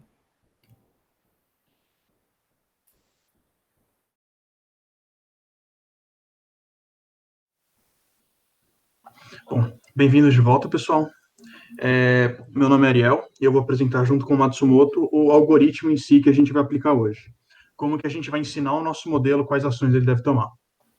Bom, o objetivo do nosso algoritmo, então, é ser capaz de estimar os valores Q, né? Os valores que representam a qualidade de cada par estado-ação, para depois a gente ser capaz de escolher as melhores ações. Porém, a gente não sabe quais são esses valores. Se a gente soubesse, era um problema muito simples. Era simplesmente pegar aquelas que tem o maior Q e seguir isso daí. Como a gente não sabe, a gente tem que explorar as ações possíveis do nosso ambiente e descobrir suas recompensas médias, descobrir os valores Q. E para fazer isso, então, a gente precisa percorrer o ambiente de alguma forma. E nesse processo, uma coisa que a gente vai ter que fazer é escolher quais ações tomar. Na hora de escolher as ações, a gente se depara com um dilema, que é o dilema da exploração e da explotação. Então, a forma mais óbvia de escolher as ações é pegar aquilo que a gente já viu e aproveitar aquilo. Então, se eu já tomei uma ação que eu sei que ela é boa, eu tomei uma ação e ela me deu uma recompensa positiva, eu vou tomar ela de novo da próxima vez. Isso garante que, pelo menos, eu vou ter alguma recompensa boa dentre aquilo que eu já conheço do ambiente. Por outro lado, se tem uma ação que eu não conheço, que eu nunca tomei, eu nunca vou tomar ela. Bom, por outro lado, tem a exploração. Exploração é a gente tomar ações que a gente não tinha tomado antes, para explorar novos estados. Ou ações que a gente toma pouco. Se você está explorando, pode ser que você encontre um caminho melhor, porque nada garante que o conhecimento que você já tinha antes é representativo do todo. Pode ser que tenha um caminho melhor que você não conhecia ainda. Porém, como você está tomando ações meio que aleatórias, você não está aproveitando o conhecimento que você tem, você vai ter uma menor recompensa a curto prazo, mas pode levar a uma maior recompensa a longo prazo. Bom, por que tem um dilema? Porque é impossível que você faça no mesmo estado. Você não pode escolher uma ação de explotação e uma ação de exploração. Você só pode escolher uma das ações. Ou você vai tomar aquela que você sabe que vai te dar um caminho bom pelo conhecimento que você já tem, ou você vai se arriscar e ver se acha um caminho melhor. E um exemplo desse dilema no dia a dia é quando você vai num restaurante que você vai bastante, que você já conhece. Então, e daí você descobre que tem algum prato novo. E você tem esse dilema. Você pode ou escolher aqueles pratos que você já sabe que são bons e que você sabe que você gosta, que seria a explotação, ou você pode explorar um pouco e pegar um prato novo que talvez seja melhor, mas você não sabe ainda. Bom, o Q-Learning vai entrar como uma forma da gente ser capaz de estimar os valores Q. Como a gente não conhece eles, a gente vai fazer estimativas ao longo de repetições. E a maneira que a gente vai fazer isso é fazer uma espécie de média ponderada. A gente vai ter o valor antigo que a gente já tinha, que está representado pelo Q estrela ali, e a gente vai ter um Q novo, que é da passagem que a gente está tendo agora. A gente vai ponderar essas duas coisas de forma a atualizar o valor para aquele par estado ação. E a forma como a gente implementa isso no ambiente, na hora de rodar o agente, é que a gente começa com uma política inicial, que pode ser uma política aleatória, por exemplo, e usando essa política eu vou escolher uma ação que eu vou tomar no ambiente e eu vou receber o próximo estado, eu vou receber uma recompensa do ambiente, que são a minha experiência. Com base nessa experiência, a gente vai ver, então, como que a gente calcula esse Q novo, e daí, com o Q novo, a gente calcula a nova estimativa do Q do estado da ação. E daí, depois disso, a partir do que a gente consegue encontrar uma nova política, a gente escolhe uma nova ação, obtém a experiência e segue esse processo sucessivamente até as estimativas ficarem boas o suficiente. Bom, para dar um pouco da noção intuitiva, a gente vai fazer um exemplo com vocês. O exemplo que a gente vai seguir é de um experimento famoso, que é o experimento do marshmallow de Stanford.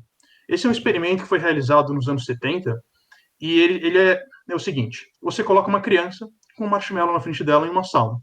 Se essa criança comer o marshmallow, ela não vai ganhar mais nada. Mas se ela for capaz de esperar 15 minutos sem comer o marshmallow, ela vai ganhar 2 marshmallows. Então, como a gente representou nesse gráfico aí, a criança tem duas escolhas. Ou ela espera receber uma recompensa negativa, porque ela não está comendo marshmallow, mas depois ela vai ganhar 2 marshmallows. Ou ela come o marshmallow, recebendo uma recompensa de 5, e depois ela vai ter que esperar e não vai receber mais nada, dando de novo a recompensa negativa. Então, recompensa de -1 por esperar e 5 por marshmallow. E daí, se a gente for analisar quantitativamente o que acontece, qualitativamente o que acontece nesse exemplo, supondo que a criança escolhe no começo esperar para conseguir os 2 marshmallows no final, todas as estimativas dela, como ela não conhece nada, todas as estimativas de Q são nulas. Então, quando ela toma a ação de esperar, ela recebe uma recompensa negativa de -1. A estimativa dela, do valor dessa ação, fica negativa. E daí, na próxima ação, quando ela recebe os 2 marshmallows, ela fica com uma recompensa de 10 e uma estimativa positiva para o valor dessa ação. Bom, agora vamos supor que a criança tem que fazer esse processo de decisão de novo. Ela já sabe que se ela esperar, ela vai ganhar 2 marshmallows no final, uma recompensa bem positiva. Então, se ela passar de novo, ela vai receber o -1 novamente, vai receber uma recompensa negativa, mas a estimativa vai ficar positiva. Porque, vendo a longo prazo, vale a pena esperar. Então, a estimativa vai ser corrigida para ser positiva e a estimativa dela comer continua sendo positiva. Daí agora a gente vai olhar o que acontece no caminho de baixo se a criança não conseguir esperar. Ela vai receber uma recompensa de 5 quando ela comer o marshmallow dela, e a estimativa do valor de Q vai ficar positiva. Agora, esse positivo ele é menor do que esse, porque o 5 aqui é uma recompensa muito menor do que esse 10. Mas essas comparações a gente vão ficar um pouco mais claras depois como que isso funciona. E daí no próximo passo, quando a criança tem que esperar e recebe uma recompensa de -1, a estimativa aqui vai ficar negativa.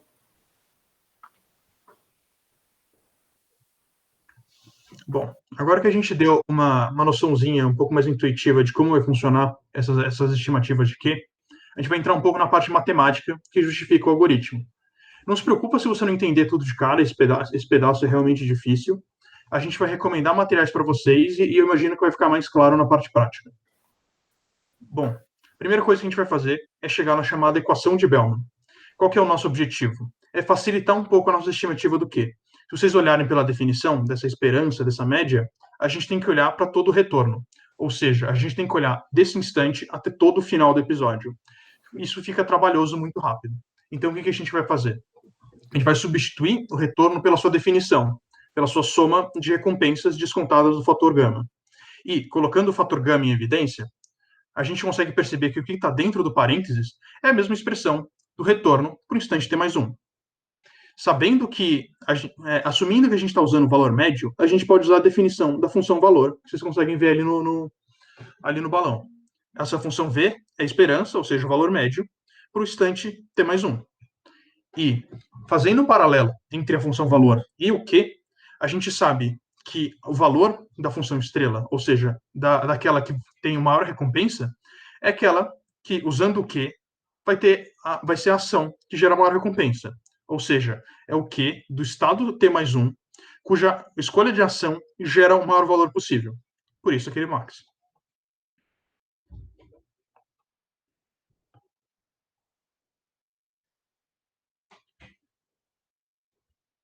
Matsumoto?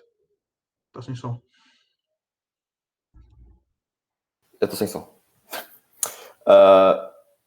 Então, a gente chegou nessa expressão que deveria ajudar a gente a calcular o valor de Q. E a gente vê que isso aqui é uma esperança, então é uma média. O ideal seria eu calcular o valor dessa expressão aqui, do RT mais gama max Q, em vários instantes de tempo e calcular a média disso depois. Só que isso pode virar algo muito trabalhoso, pode ficar muito custoso computacionalmente. E o outro problema que a gente vê nessa equação é que eu quero calcular o Q, só que o lado direito da equação também tem o Q. Então a gente precisa fazer alguma simplificação para conseguir alguma estimativa de Q. O modo como a gente faz isso é ignorando o fato de que tem uma esperança aqui. Então, ao invés de calcular a média dessa expressão, a gente simplesmente pega algum instante de tempo qualquer e calcula essa expressão só nesse instante de tempo. Que seria a recompensa que eu obtive, mais gama vezes max Q. E a outra alteração que a gente fez nessa mudança é que ao invés de calcular ao invés de usar o Q exato, a gente está usando uma estimativa de Q, que é a estimativa que a gente tem nesse momento. Bom, com essas manipulações da equação de Bellman e do bootstrapping, a gente consegue chegar no algoritmo de Q-learning. Como vocês viram, essa bootstrap a gente ignora a esperança e usa um episódio só. Dá para imaginar que isso não é uma estimativa muito boa, por dois motivos. A gente está olhando para um episódio, então a gente está olhando só para essa recompensa, e a gente, em vez de estar usando o valor verdadeiro que a gente não conhece, a gente está usando uma estimativa nossa. Então é fácil ver como essa estimativa fica ruim bem rápido. Para isso, a gente vai ter uma espécie de estabilização dos valores. A gente vai fazer a média ponderada que a gente mencionou no começo da apresentação. A gente vai usar o valor antigo que a gente tinha e a gente vai usar o valor novo, que é, na verdade, o bootstrap. Então, a gente pode pensar que, olhando na expressão de baixo, o alfa é como se fosse uma taxa de aprendizado. Ou seja, quanto que o valor antigo vai mudar usando a parcela do bootstrap em direção ao valor novo.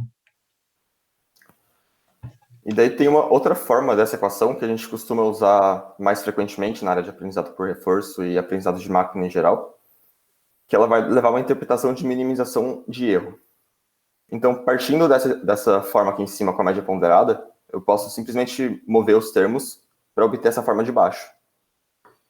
E se a gente olhar esse termo entre parênteses aqui do lado direito, ele é basicamente o erro, a diferença entre a estimativa de bootstrap e a estimativa que eu tenho nesse momento. Então, de certa forma, a gente pode interpretar essa equação como se eu estivesse movendo a minha estimativa Q, dando um passo na direção que minimiza o erro, com um passo proporcional ao tamanho alfa. Por isso que é a taxa de aprendizado. Bom, agora que vocês já viram a equação do Q-learning, a gente pode voltar para o nosso mesmo exemplo dos marshmallows, só que agora vocês vão entender o porquê que os valores mudavam daquele jeito. Para isso, a gente definiu um alfa de meio e um gama de 0,9 para as nossas contas. Fazendo primeiro, assumindo que a gente vai esperar. A gente vai calcular o nosso bootstrap. a gente vai pegar a nossa recompensa, que é de -1, e a gente vai usar a nossa estimativa futura. Como a gente ainda não sabe nada sobre o futuro, a nossa estimativa futura é 0. Então, -1 mais o 0,9 vezes 0 gera um bootstrap de -1. Fazendo a média ponderada, a gente tem meio vezes 0, que era a nossa estimativa inicial, já que a gente não conhecia, ela era 0, mais o meio do -1, o que gera -meio. Por isso, inicialmente, essa estimativa é negativa. Passando de S1 para S2, a gente vai calcular novamente o bootstrap. A gente vai pegar uma recompensa de 10, e como S2 é um estado terminal, ou seja, não existe nenhuma ação depois dele, o seu valor Q vai ser 0. Então, a gente vai pegar uma parcela de 10 mais 0,9 vezes 0, chegando em 10. Fazendo novamente a média ponderada, entre o 0 que a gente tinha de estimativa antes e o 10 que a gente conseguiu do bootstrap, a gente chega no valor de 5, que é positivo. E daí, da próxima vez que eu for passar por esse mesmo caminho, quando eu esperar, a recompensa vai dar -1 de novo. Só que tem uma diferença. A diferença é que eu já tenho uma estimativa do valor do próximo estado, que é 5. Então, na hora de fazer a conta, eu vou ficar com -1 mais 0,9 vezes 5. E esse conhecimento que eu tenho do valor do próximo estado vai me dar um bootstrap positivo, nesse caso, que é um bootstrap de 3,5. E daí, depois, quando eu tomo a média ponderada, entre -meio e 3,5, ela vai resultar em 1,5, que é um valor positivo. Então, o que a gente vê nesse passo é que, como agora eu já sei que a próxima ação ela vai trazer uma recompensa boa, eu sei que eu tenho uma recompensa futura, eu, mesmo com uma recompensa de -1 nesse estado, sei que o valor dele é positivo, de alguma forma. E daí, depois, a gente chega na ação de comer os 2 marshmallows. O Q de bootstrap vai ficar igual, vai continuar 10, porque esse é um estado terminal, não tem nenhuma recompensa futura. E na hora de tomar a média ponderada, eu fico com a média ponderada entre 5 e o bootstrap, que é 10, que vai resultar em 7,5. E a gente observa que, por mais que a estimativa continue positiva, como a gente já tinha visto antes, vai ter uma alteração que a estimativa do valor aumenta. E o que a gente vai observar é que essa estimativa ela vai continuar aumentando até a gente chegar no valor verdadeiro dessa ação, que é justamente a recompensa que a gente recebe aqui, que é 10.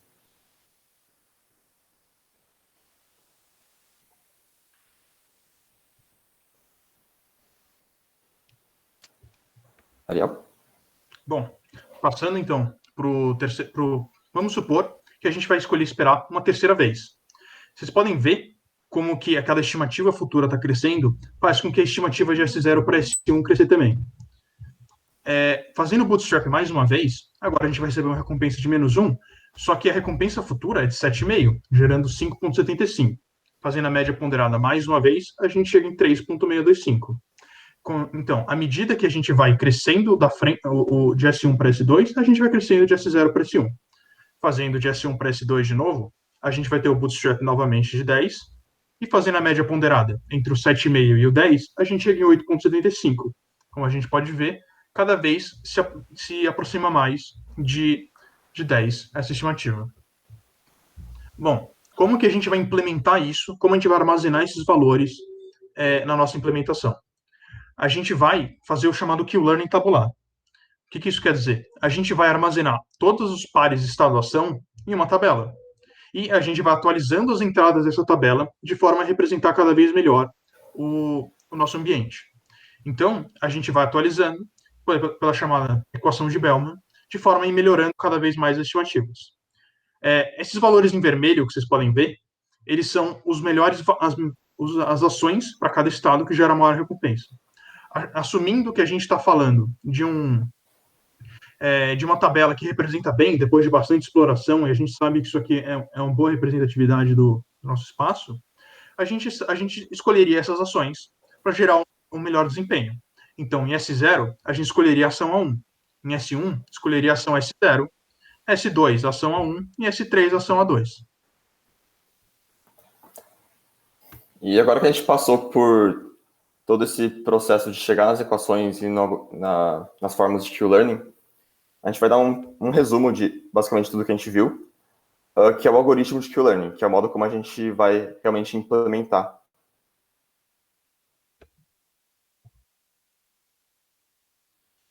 Então, começa com dois parâmetros, que são o alfa, a taxa de aprendizado, e o gama, o fator de desconto.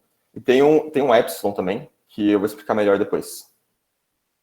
Inicialmente, a gente tem que inicializar as nossas estimativas Q. Hoje, o que a gente vai fazer é inicializá-las em 0.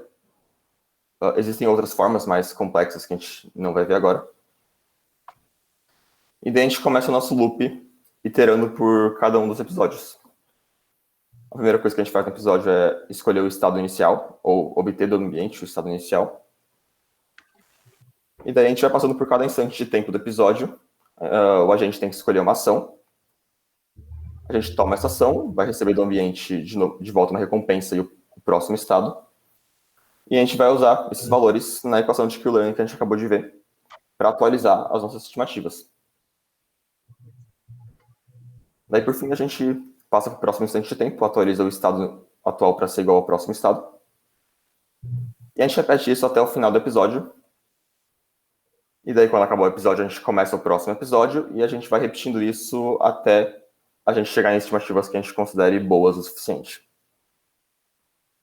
E daí tem um negócio que eu pulei um pouco aqui em cima, que é a forma como a gente escolhe a ação. Geralmente a gente usa uma política que é derivada do Q, então ela é derivada das estimativas que a gente tem nesse instante. E o mais óbvio seria escolher as ações gulosas, escolher as ações que têm o maior Q, que é justamente as ações que estavam em vermelho no slide anterior. Isso pode parecer algo interessante, só que se a gente lembrar do dilema de exploração e explotação, tem um problema.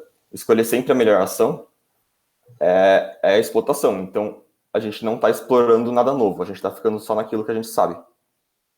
Para consertar isso, a gente introduz uma probabilidade de exploração, que a gente chama de epsilon. Então, a política é uma política que quase sempre vai escolher a melhor ação, aquela ação que tem o maior Q. Mas com probabilidade epsilon, essa política vai dar uma ação aleatória. Bom, antes da gente voltar para a nossa implementação, a gente só quer mencionar alguns recursos para vocês, se vocês quiserem aprender mais. A primeira coisa que a gente recomenda são os nossos Turing Talks, os textos que o grupo Turing escreve no Medium toda semana, e eles abordam temas de ciências de dados e inteligência artificial em geral. Mas falando de aprendizado por reforço, a gente tem textos explicando desde o básico que a gente falou hoje, até algoritmos mais avançados, como o que a gente usou para implementar no Super Mario, como vocês viram na apresentação anterior. Se você está interessado em fazer um curso sobre isso, a gente recomenda o Reinforcement Learning do Coursera, feito pela Universidade de Alberta. E, se você quiser um livro, se essa parte mais matemática te interessa, se você está interessado na formalização de tudo isso, a gente recomenda o livro de referência na área, Reinforcement Learning and Introduction, que foi escrito pelos professores Sutton e Barto, e que foi atualizado em 2018. Então, está super em dia. Bom, agora eu vou voltar para o notebook com vocês, onde eu e o Pedro vamos terminar e implementar o agente que aprende com vocês.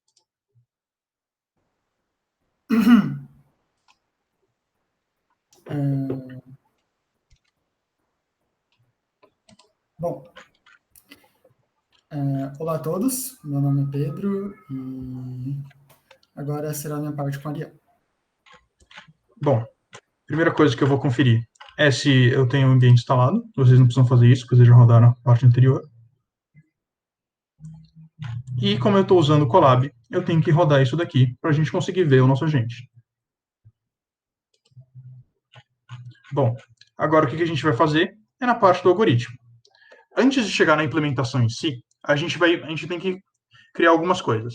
A primeira delas, a gente tem que importar as bibliotecas necessárias. Além do DIN, que vocês já viram que é necessário para rodar o nosso ambiente, a gente vai usar o NumPy, que vai facilitar bastante as nossas contas. Então, a primeira coisa que a gente vai fazer é criar o ambiente, chamando a variável env, usando DIN.make com o nosso ambiente. E, para garantir que está tudo dando certo e para mostrar para vocês, a gente vai mostrar o número de ações possíveis. O esperado é que esse número seja 3, porque ele pode ou ficar parado, ou ele pode ir para baixo, ou ele pode ir para cima. Então, rodando essa célula,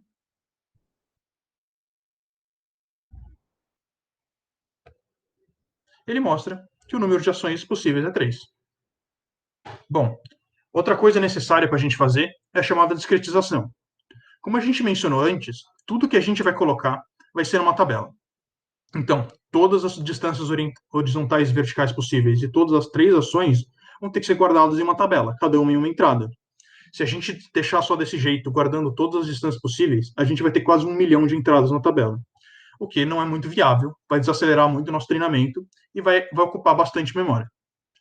Bom, o que a gente vai fazer então? A gente vai fazer a chamada discretização, ou seja, a gente vai arredondar essas entradas. Dessa forma, a gente vai acelerar bastante o nosso treinamento e a gente não vai perder muito desempenho, porque estados como o 502, 234 e o estado 515, 222 são tão próximos que não faz sentido diferenciar. Então, a gente vai definir essa função discretiza estado, onde fornecendo um estado, ele vai devolver para a gente a sua versão discretizada, dividindo por 10 e arredondando. Bom, agora já a parte que vocês têm que fazer. A primeira coisa que a gente tem que fazer é o processo de escolha de ações. Para isso, a gente tem que lembrar do dilema. Ou a gente vai explorar, ou a gente vai explotar. Para isso, a gente tem que achar uma forma de equilíbrio. E a gente vai usar o chamado Epsilon Grid, ou Epsilon guloso, que vocês viram na apresentação. Como que ele vai funcionar? A gente vai definir um número Epsilon entre 0 e 1. E a gente vai pegar um número aleatório também entre 0 e 1. Se esse número aleatório for menor do que o valor do Epsilon, a gente vai pegar uma ação aleatória, ou seja, a gente vai explorar novas ações. Pelo contrário, se esse número for maior que o valor do epsilon, a gente vai pegar aquela ação que a gente sabe que tem maior recompensa, pelo menos pelas nossas estimativas, o que se considera explotação. Porém, não faz sentido a gente manter esse valor de epsilon constante ao longo do treinamento. No começo, a gente quase não tem conhecimento para explotar. Então, não faz sentido a gente ficar usando ações que a gente não sabe se são boas mesmo. No final, a gente já explorou bastante, a gente tem um bom conhecimento de todo o nosso ambiente. Então, não faz o menor sentido a gente manter um epsilon que vai fazer com que a gente teste situações aleatórias muitas vezes. É melhor manter um epsilon pequeno para aproveitar o conhecimento que a gente já tem. Dessa forma, a gente vai fazer o chamado decaimento do epsilon, onde o valor do epsilon vai decaindo a cada episódio. Então, a gente vai definir três constantes. A gente vai definir o valor do epsilon inicial, nesse caso 0,7. A gente vai definir o valor do epsilon mínimo, ou seja, o valor mínimo que o epsilon pode ter, nesse caso 0,01, e o decaimento por episódio. Esse decaimento funciona assim. 0,98 vai multiplicar o valor do epsilon naquele episódio. Ou seja, no episódio seguinte, o epsilon vai valer 98% do que ele valia antes. Bom, agora chegou a hora de vocês implementarem o processo de escolha de ações. Primeiro, a gente vai verificar se o estado já está na tabela. Se ele não tiver, a gente vai inicializar ele como 0. Agora, a gente vai pegar um número aleatório, usando o random do NumPy, e verificar se ele é menor ou maior que o do epsilon. Se o número for menor que o epsilon, a ação tem que ser aleatória. Para isso, vocês vão usar o actionSpace.sample, que vocês viram antes na implementação. Por outro lado, se o número for maior, tem que ser a ação que tem maior recompensa. Então, a gente vai ter que escolher a que tem o maior valor. Para isso, a gente recomenda que vocês usem o argmax do NumPy. Agora eu vou dar um tempinho para vocês resolverem e eu já mostro a solução.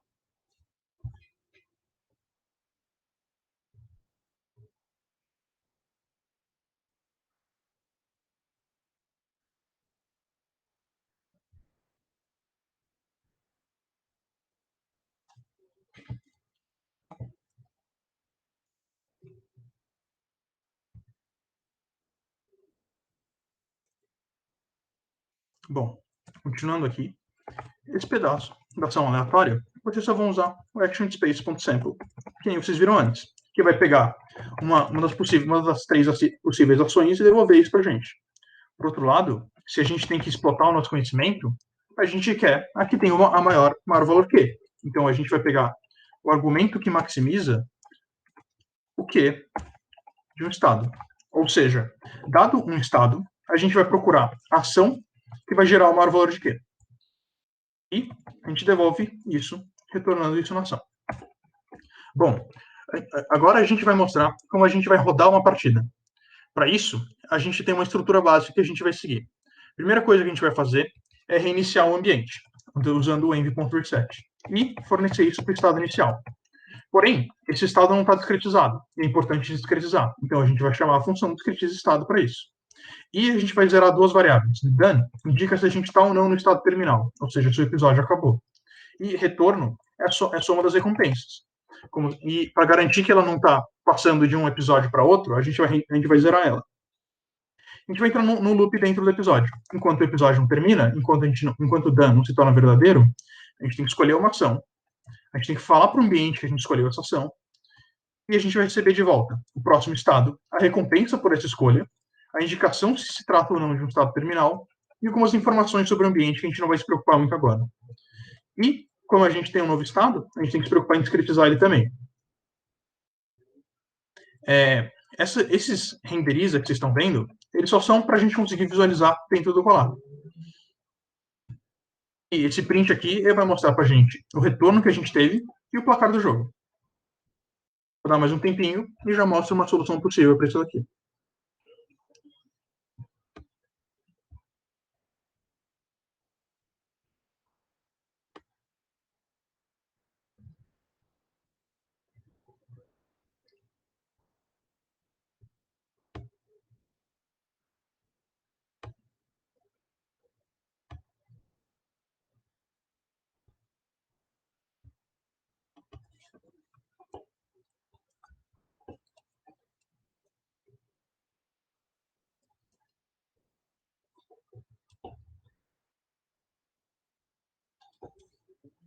Bom, continuando aqui, a primeira coisa que a gente vai fazer é discretizar o estado, a função que a gente já tinha.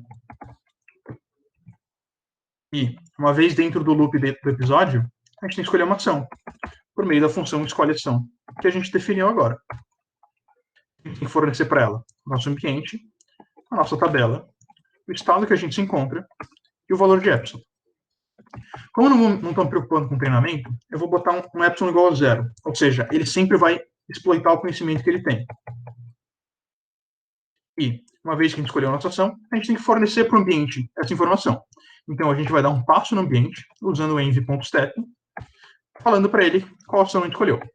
Com isso, a gente vai receber o nosso próximo estado, a nossa recompensa, a informação se a gente terminou ou não, e outras informações. Uma vez que a gente tem o nosso próximo estado, a gente tem que discretizar ele também. Então, discretiza o estado do próximo estado.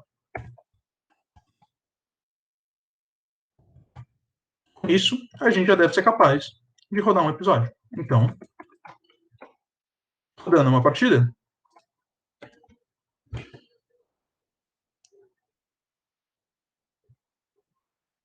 se vocês estão rodando isso localmente, vocês já devem estar vendo o agente jogando. Como eu estou rodando pelo Colab, eu vou esperar a renderização para ser capaz de mostrar o vídeo para vocês. Mas como vocês já podem ver, nosso agente não foi muito bem. E se quando vocês verem o vídeo, vocês vão ver um comportamento um pouco estranho. Ele vai ficar sempre parado. Por que isso? Porque o nosso epsilon é 0, ou seja, ele vai aproveitar o conhecimento que ele já tem. Só que ele não tem conhecimento nenhum, então todos os valores Q são 0. Então, com isso, ele vai escolher a primeira ação possível, que no caso, a ação 0 é ficar parado. Então, o nosso agente vai ficar parado e vai perder o jogo.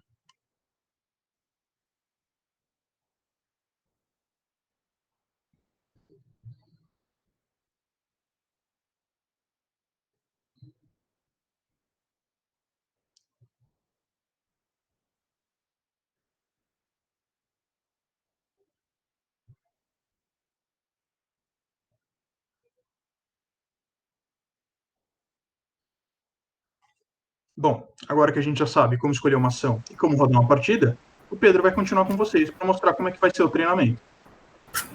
Bom, o Ariel mostrou como implementar uma política que toma ações de acordo com a experiência que o teu agente já tem. Mas como ele não tem experiência, ele não consegue tomar ações, ele também não atualiza as estimativas que ele tem. Então, a gente precisa implementar isso para que ele possa aprender e para que ele vire um bom modelo. Então, a gente vai treinar, propriamente dito, usando os conceitos vistos na apresentação que o Ariel e o Matsumoto deram.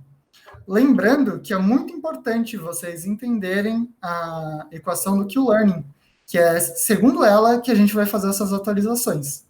A gente vai iterar adquirindo experiências, e através dessa experiência, a gente vai estimar um Q que seja razoavelmente próximo do que é o Q verdadeiro. Essa equação ela vai corrigir os Q-valores justamente para que o seu agente tome decisões informadas, entre aspas.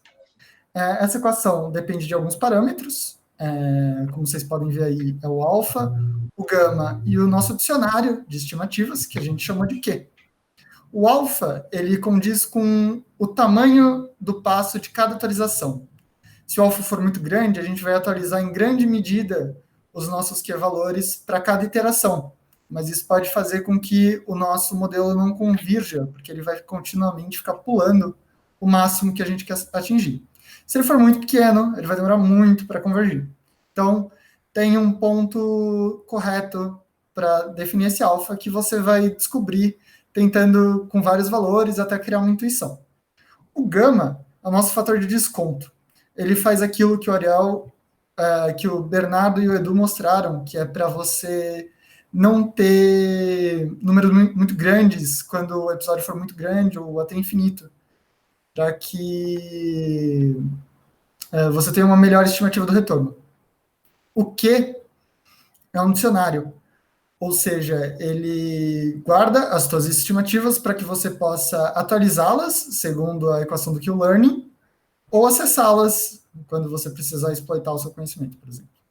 Aí a gente dá para vocês alguns dos parâmetros, alguns valores para esses parâmetros, que a gente sabe que funcionam bem e que vão levar para um bom treinamento. Então, a gente vai implementar a função atualizaQ. A função atualizaQ, ela vai servir justamente para implementar essa atualização dos Q-valores para que eles convirjam para o valor ótimo. A gente vai dar aí um tempinho para vocês completarem a reticência, mas lembrando que vocês podem consultar a equação do Q-Learning ali em cima. E vai ser isso que vocês vão estar implementando, só que em código dessa vez. Vamos dar aí um tempinho para eles, né, Ariel?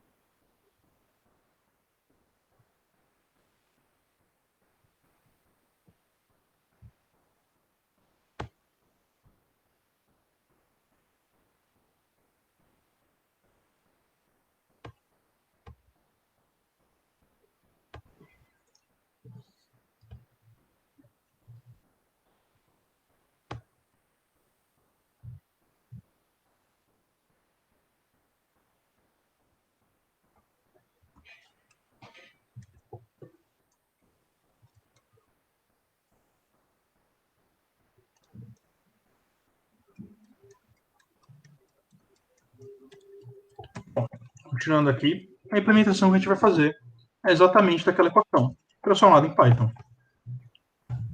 Então, a gente vai fazer o estado ação, mais o nosso alfa, a gente vai multiplicar a nossa recompensa, mais o gama, que vai multiplicar o máximo, ou seja, o np.max, do que do próximo estado.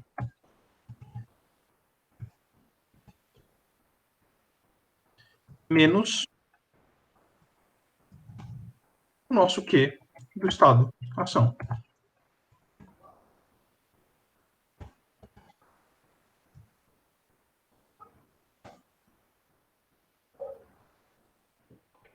Bom, o Ariel mostrou aí o resultado para vocês, e agora a gente vai fornecer para vocês duas novas funções, salva tabela e carrega tabela, usando a biblioteca Pickle. O que essas funções fazem? Uma vez que você treinou seu modelo, você vai ter um dicionário que contém estimativas razoavelmente próximas da realidade para os seus Q-valores. Você não quer, toda vez que você precisar dessas estimativas, ter que retreinar o seu modelo. Por isso, a gente exporta esse objeto, essa tabela, para poder reavê-la quando for necessário exploitar o nosso treinamento através de alguma aplicação que você queira fazer. A gente usa a biblioteca Pickle, que é feita justamente para exportar objetos Python. Então, se você quiser salvar o teu modelo para mostrar para o seu amigo depois o resultado ótimo que você teve desse workshop, salva a tabela. Em seguida, a gente vai ter que implementar a nossa função de treinamento. Ela vai funcionar muito similar à nossa função política, implementada ali pelo Ariel, mas dessa vez a gente vai fazer questão de atualizar as nossas estimativas para os Q-valores e também decair o nosso epsilon, para que, eventualmente, ele tenha uma posição gulosa. A gente vai rodar por 250 episódios, que empiricamente a gente sabe que é um tempo suficiente para ele aprender direitinho.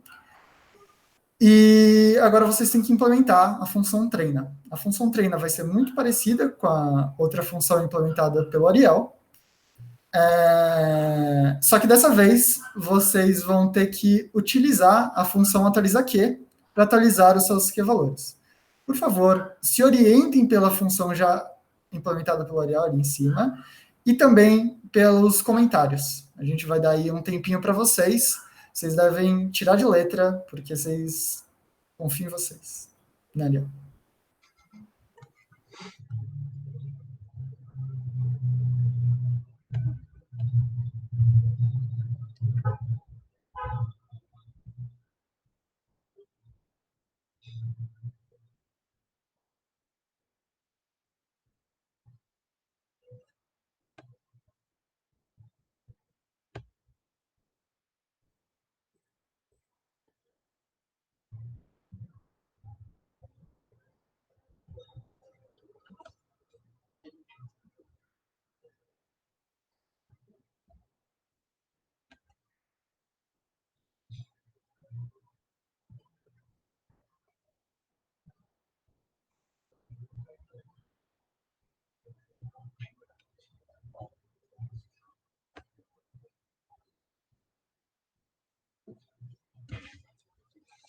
Bom, continuando a nossa implementação, ela vai ser bem parecida com a nossa função no roda partida. Com a diferença agora, a gente vai ter que fazer o treinamento em si. De novo, a gente vai reiniciar o nosso episódio e a gente tem que discretizar o nosso estado. Discretiza estado. Nosso estado. De novo, a gente vai garantir que o dano é falso e o retorno é zero. E, enquanto o episódio não termina, a gente tem que escolher uma ação. Como que a gente vai fazer isso? De novo, na nossa função escolhe ação.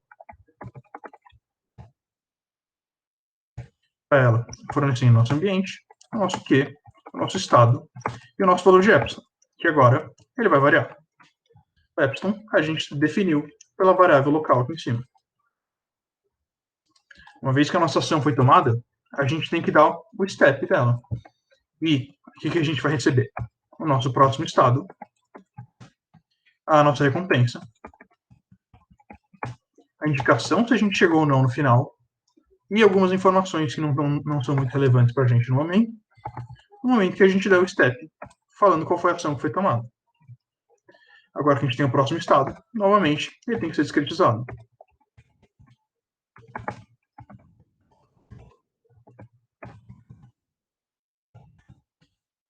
Em seguida, a função atualiza aqui já foi chamada para a gente. Então, ela já vai fornecendo o que? O estado, a ação, a recompensa e o próximo estado, ela vai ser capaz de atualizar pela equação. E, uma vez que a gente termina um episódio, no momento que a gente sai desse while, o que a gente tem que fazer? A gente tem que fazer o decaimento de epsilon. Então, a gente vai fazer que o epsilon é o epsilon antigo multiplicado pelo decaimento. Esse max garante que o valor de epsilon nunca vai ser inferior ao valor do epsilon mínimo. Aqui embaixo, a gente vê que a cada 10 episódios, a gente vai salvar a nossa tabela usando o pickle, como a gente mencionou anteriormente. E esse print vai mostrar tanto o número do episódio, o retorno que a gente teve nesse episódio, o retorno médio, calculando pelos últimos 10, o placar do jogo e o valor de epsilon que a gente está lidando agora. Uma vez definida essa ação, a gente deve ser capaz de treinar. Como vocês podem ver, nosso agente começa bem ruim, porque ele está basicamente tomando ações aleatórias.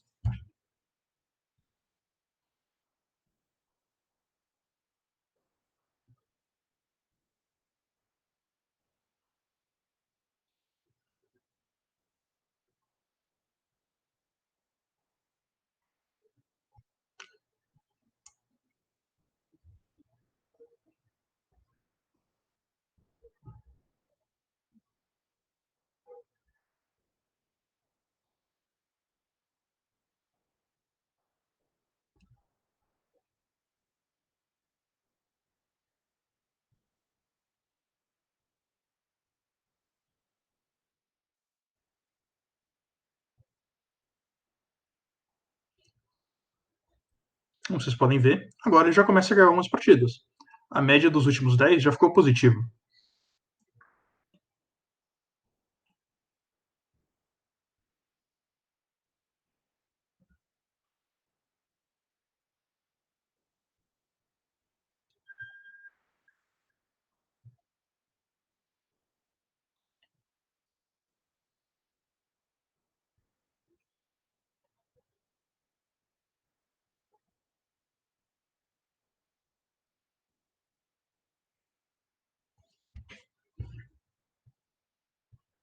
Como vocês podem ver, nossa gente praticamente não perde mais.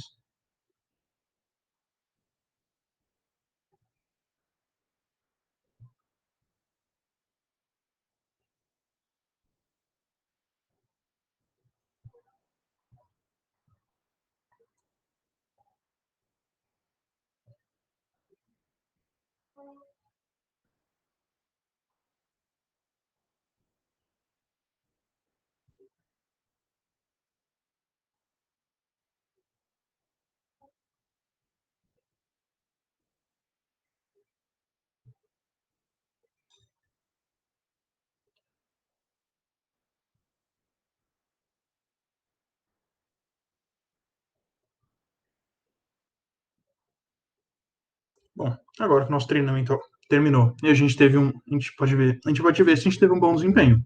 Para isso, a gente vai chamar aquela função roda partida. Por que foi importante a gente definir o epsilon antes como zero? Porque agora que a gente já treinou, não faz mais sentido a gente tomar ações aleatórias. Então, a gente quer garantir que a gente está tomando as melhores ações pelo nosso conhecimento. Rodando essa função, vai demorar um tempinho para renderizar.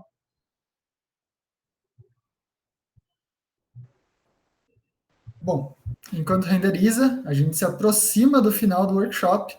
Muito obrigado por ter assistido, e se você chegou até aqui, está de parabéns. Você foi capaz de implementar um algoritmo muito importante dentro da área, e você aprendeu, com certeza, muitos conceitos que serão importantes na sua jornada dentro de Reinforcement Learning. Se você gostou, faça questão de seguir a gente, o Grupo Turing, nas redes sociais. A gente tem Instagram, Facebook, LinkedIn, tudo isso.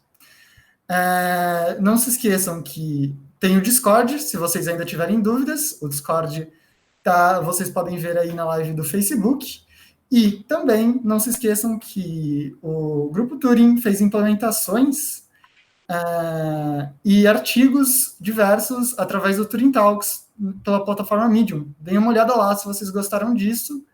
E terão muitas outras coisas lá também, constantemente. Como podem ver, aí o cara treinado. Muito bom.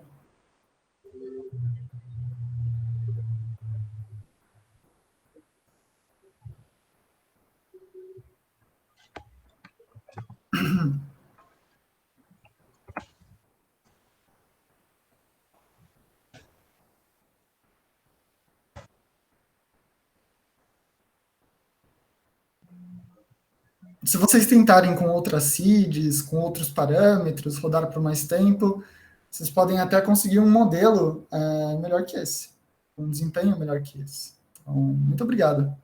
Algum comentário, Ariel? Vocês podem ver que ele chegou a tomar 2 gols, isso foi azar nosso, mas se vocês quiserem treinar por mais tempo e ficar brincando com o alfa, com o gama, vocês podem chegar em resultados bons também. E era isso. Saber que o learning te dá um bom potencial de aplicações, ele é extremamente versátil, e as suas limitações muitas vezes são porque você não consegue guardar tudo em uma tabela. Então, para isso, a gente, como já mencionamos, tem os textos que eles mostram outros algoritmos que são capazes de lidar com outros tipos de ambiente que uma tabela não dá conta.